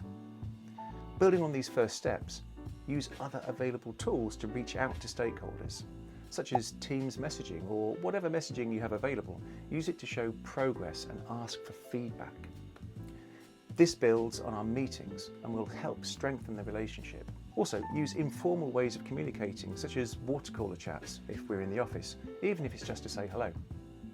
Now, Newton's third law of motion, action and reaction, states for every action in nature there's an equal and opposite reaction. If we engage fully when building a relationship, applying effort, then we can expect this same effort to be returned in our direction. But if we only try in a half-hearted way, then we can expect that same response back. And this can cause more harm than good, damaging prospects for a good relationship in the future.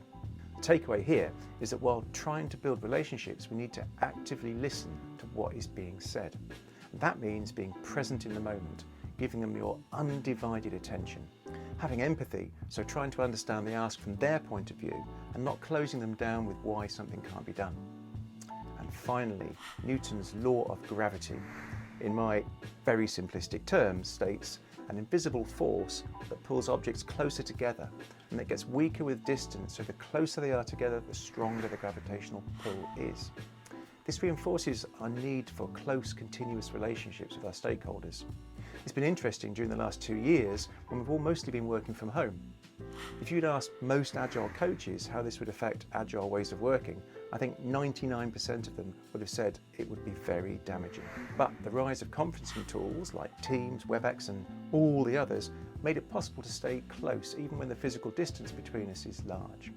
So remember, when we're on our Teams calls, actively listening, being present in the moment means cameras on, focusing on what's being said and not typing up or reading emails.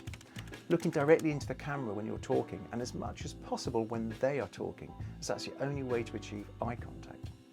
Think about how you feel when you're trying to make an important point and no one looks interested. They're either looking away or typing something up. When you look at the screen and not the camera, to everyone else, it looks like you're not paying attention. Empathy might look something like sending positive emojis at key points, asking questions rather than making statements. These things are really important when we're working together via conferencing tools. So in order to build relationships, we need to first start, be genuine, continuously build and maintain them, and remember that the amount of effort we put in is what we can expect in return. Who would have thought physics can teach us a thing or two about building great relationships? Leading on from building great relationships is building trust with the team. If you haven't got their trust, you're not going to be effective. And trust doesn't happen overnight, so let's have a look at how you can start gaining the team's trust. So, how does the Scrum Master win the trust of the team? And is that even important? Well, I believe it is, and if you want to be really effective, then you've got to start earning the trust of the team. But, as we all know, trust doesn't happen overnight, so how does a Scrum Master begin to earn that trust? Well, here are my 8 tips on how to go about doing that, with a special bonus tip at the end, so keep watching because I wouldn't want you to miss it. So, number 1, practice what you preach. Don't say one thing and do the other. That is a surefire way to lose trust before you've even begun. Be open, transparent, expose your own feelings. But don't be afraid to open up. It shows humility and importantly sets a context for what the team can expect of you going forward. Number 2, don't just do things for the sake of it. Many people don't like the daily scrum because it's used as a status update. So make sure the team are getting value from the daily scrum. Facilitate the right conversations. So what are the right conversations? Well, the right conversations around the sprint goal. Now, if they're not using a sprint goal, don't impose one, but steer them gently towards that direction. Now, you can do this by guiding the team away from concentrating on the individual task in the sprint backlog. Focus them on what they're trying to achieve in the sprint as a whole. It's perfectly okay not to complete all the individual tasks in a sprint backlog as long as you achieve the sprint goal. Number 3. Now, one of the traits of a great servant leader is healing. Now, healing is where you have to have the emotional and spiritual well-being or wholeness of people as a priority. I think there's something very subtle communicated in a non-verbal way to the team by the Scrum Master. And that's whether the Scrum Master truly has the team's well-being or wholeness at heart. To have this healing influence, the words you choose, your vocabulary, is really important. For example, My advice is not to go steaming in there talking about things like team maturity. Many people would find that offensive and condescending. You need to treat people as professionals, not children. Now, what you say, but particularly how you say it, communicates your intentions to the team. So be conscious of this. Be intentional in what you say. Don't make promises you can't keep, but if you do make promises, make sure you follow through. Number 4. Now, one of the best ways to start to earn trust with the team is to actually start delivering value for them. Now, there's lots of ways to go about doing this, but one of my favourites is to start removing or reducing the handoffs or the queues that the teams have. These are the things that delay them getting things done. Now, it could be waiting around for stakeholders to engage, so build those relationships. Create more free-flowing conversations for the team so that they can speed up their decision-making process. One of the biggest pain points for teams is decision latency, so work to remove or reduce them. Number 5, respect the sanctity of the Scrum ceremonies. So what the hell am I talking about? So keep to the agreed times and time boxes. Facilitate the conversations and only step in when things veer off course. If you don't, you'll end up wasting people's time.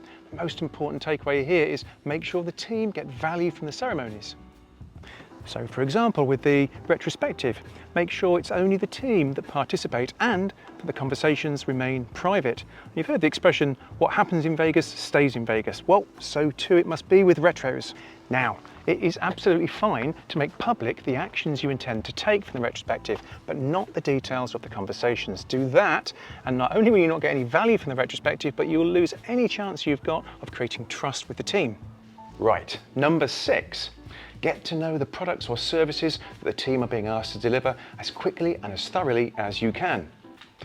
You'll lose credibility if you can't talk sensibly around it or understand what the team are talking about. Plus, you won't be able to spot any potential problems. So, do you need to be a developer? No, you don't. You absolutely don't. But you're going to look pretty silly if after 1 month you still don't understand what the team are doing, and that will stop you gaining their trust.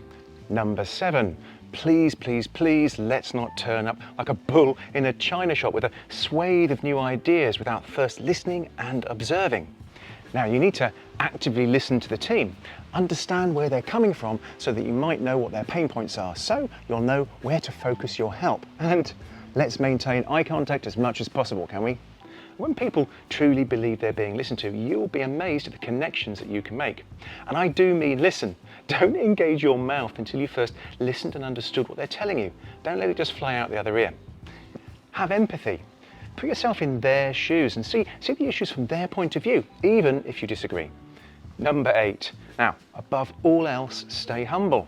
Now, you may be the Scrum expert, but I guarantee you, you're not the smartest person in the room or on the calls in these remote and hybrid days. Look, just be a human being. Treat people as you'd like to be treated yourself. Do that, and you'll start to build and earn the trust of the team. Now, number 9, the bonus tip. Now, once you've earned yourself a little bit of trust, how will you know? You'll know from your retrospectives. Make sure you don't lose it from this point. Continue doing all of these things, because if you lose it from here, good luck getting it back. Once burned, twice shy, as they say. But once you've got the team's trust, anything is possible. Remember, the most important thing you need to do every day is answer this question. How can you deliver value to the team? Do that every day, and you'll have their trust for the long term. Now, perhaps the most overlooked and underused element of Scrum is the sprint goal. Now, the Scrum Guide does talk about this, but it doesn't emphasize just how critical it is, and importantly, what happens if you don't have a sprint goal. Now, recently, I've been thinking about what determines the success of a sprint and what measures we've got available to help us with this. I guess there are quite a few, and there's the obvious big one, customer and client feedback. But apart from that, I can't think of anything better than the sprint goal. And that's what I'm talking about today. Or more specifically, what happens to a Scrum team when they don't use a sprint goal. Now, I'd love to hear your thoughts on this, so please let me know in the comments below. Are you using a sprint goal? If so, how's it going? And if you're not, let me know. I'm very interested to find out why. Now, in my experience, it's the most overlooked and underused element of Scrum. It's not because it's not mentioned in the Scrum Guide either, it's always been there from day one, and it got more prominence in the 2020 update. Now, when I say it's mentioned in the Scrum Guide, I mean it's mentioned a lot. I mean a lot. It's got 20 references, which is more than the sprint backlog gets. And in a document that is only 10 pages long, that's highly significant and should be telling you something very important. Now, if you haven't read the Sprint Guide in a while, give it another read, and as you do, concentrate on those parts where it talks about the sprint goal and really think about it. Now, I'm going to say something very controversial, but I'm going to say it anyway. If you're not using a sprint goal, you're not doing Scrum. Yes, I really did just say that. If you're not using a sprint goal, you're not doing Scrum. What? What are you saying, Steve? Have you gone mad? Well, no, I haven't. Let me explain. Look, the sprint goal is integral to Scrum. It's the measure of success of the sprint backlog. The commitment to the sprint is not to the individual stories that are in there, it's to the shared sprint goal. It's not optional, not if you want to do Scrum and do it well. Now, if you're not using a sprint goal, it's probably due to one of these reasons. Either you're not aware of it, or you see no value, or you've tried to use a sprint goal but couldn't find one. Now, the question I'm pondering today is what happens to a Scrum team when they don't use one? Now, in my experience of working with teams that don't use a sprint goal, there's usually about 7 core problem areas that I've observed. And the number one is it causes a lack of alignment between what the team is trying to achieve in sprint compared to the product backlog and the product goal. Sure, they take things from the product backlog, but the set that they pick together don't make sense. Number two, the team end up not working as a team because there's no shared goal to bring them together. You know, one of the benefits of working in an agile way is the communication and collaboration that we get. But when teams concentrate on their individual stories, this gets lost and they end up working in silos within the team, which is the very thing that Scrum tries to eliminate. Number three, it leads to a lack of focus on what the team is trying to deliver in the sprint because they're not concentrating on the main objective, the product goal. Remember, focus is a core Scrum value. And if you're getting any value from this, please consider liking and subscribing if you haven't already. It really does help the channel out. Number four, it makes it more difficult for the product owner to work with the team to create the roadmap. And it doesn't help with engagement with stakeholders either because the stakeholders simply can't see the value of the sprint as a whole. Number five, it also means the team often end up working on too many things at the same time, which increases their work in progress. And if we increase the work in progress, as we know, you increase your time to deliver. Number six, sprint planning is made far more difficult than it should be because of the lack of the shared goal. And finally, number seven, because the team concentrate too much on the individual stories, they end up following a plan rather than responding to change. It's much easier to respond to a single sprint goal than it is to 10 or 20 stories.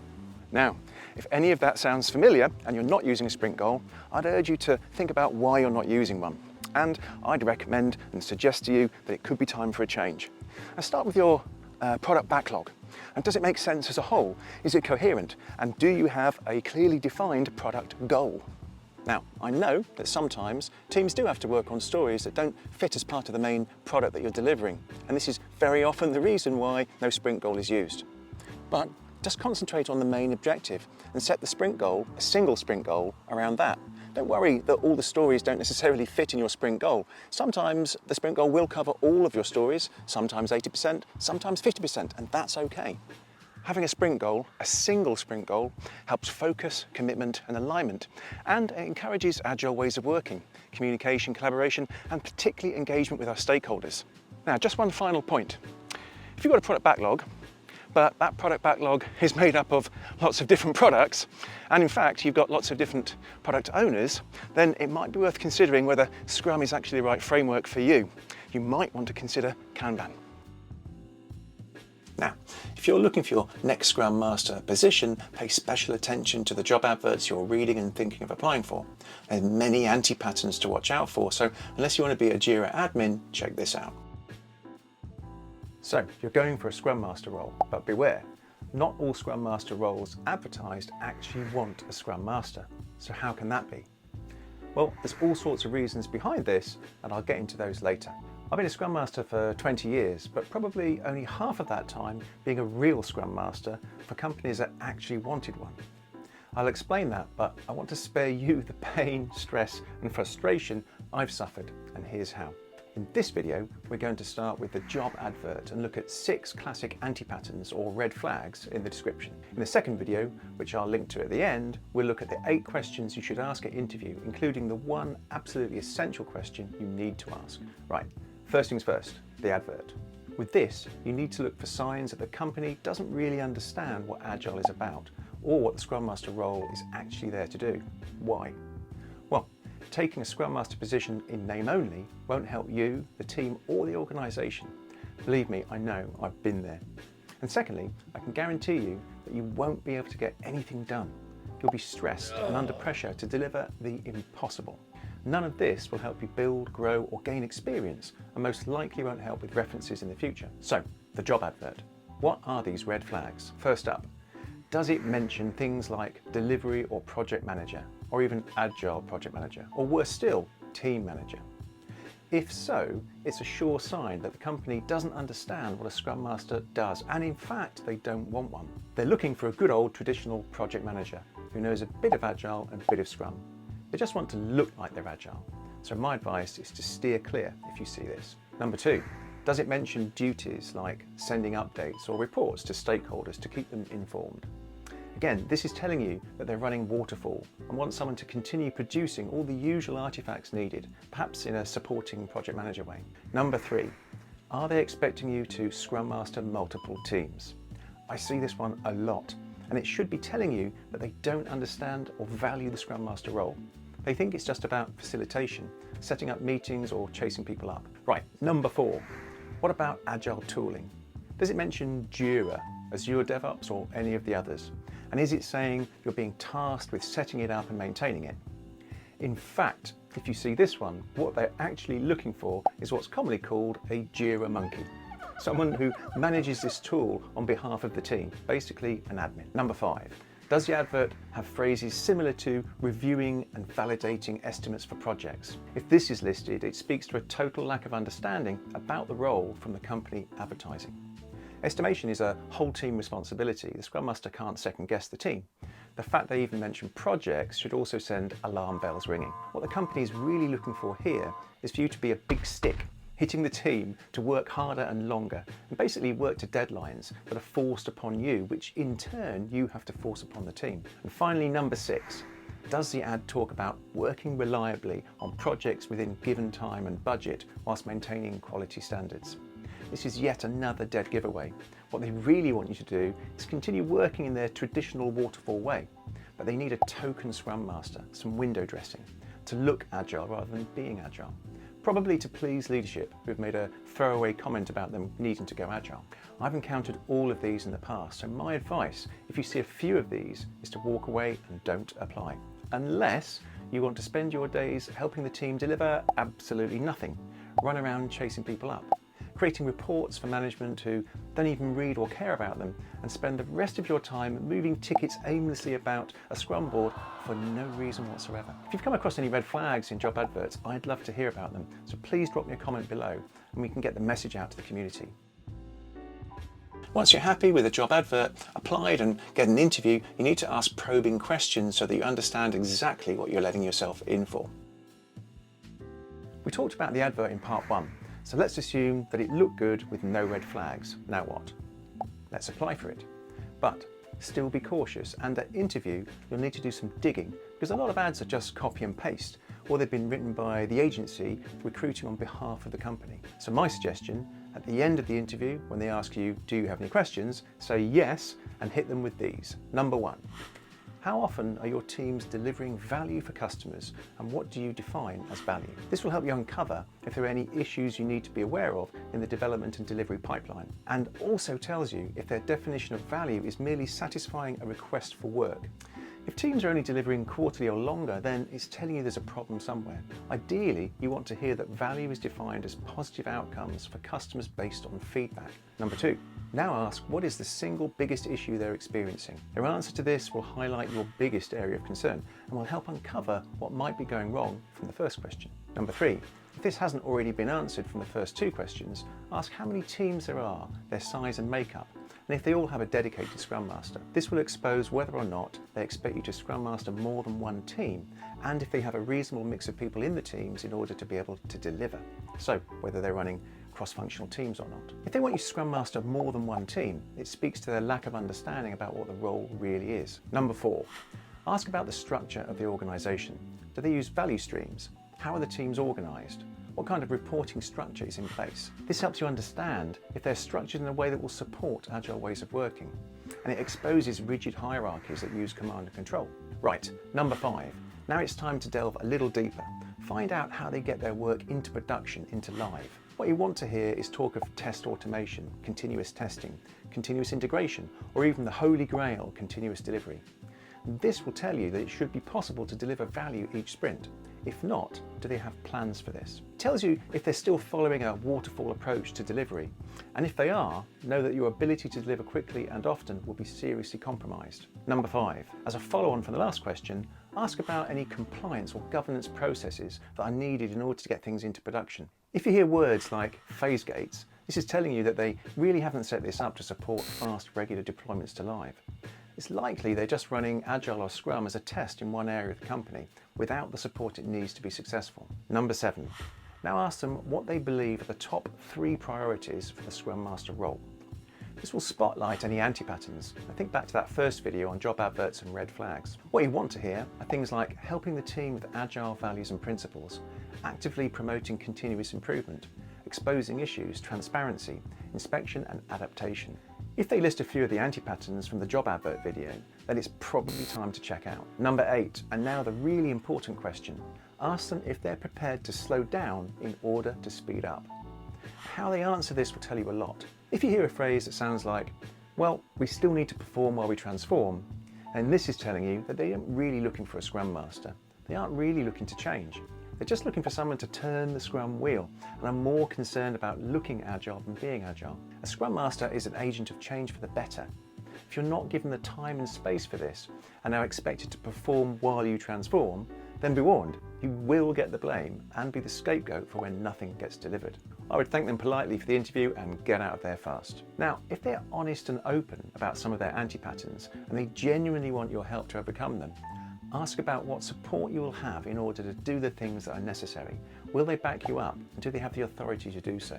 I'm not saying if you get a few anti-pattern answers to some of these questions, you should just walk away, but beware and understand what you're letting yourself in for. It's extremely challenging working in a toxic environment that wants you to effect change but ties both your arms and one of your legs behind your back. So, follow these tips and spare yourself the pain and take a Scrum Master role from a company that actually wants one. Oh, and companies, please stop recruiting Scrum Masters when what you really want is a project management admin clerk. If you're getting ready for an interview and you'd like any help on prepping for it, drop your questions below and I will be happy to help. Okay, I hope you found this useful. And these are the things that no one ever tells you about being an effective Scrum Master. So follow this and get a head start on your journey. Oh, and please like and subscribe if you haven't already, and feel free to share this video. Okay, that's it for this one. Stay humble and I will see you next time.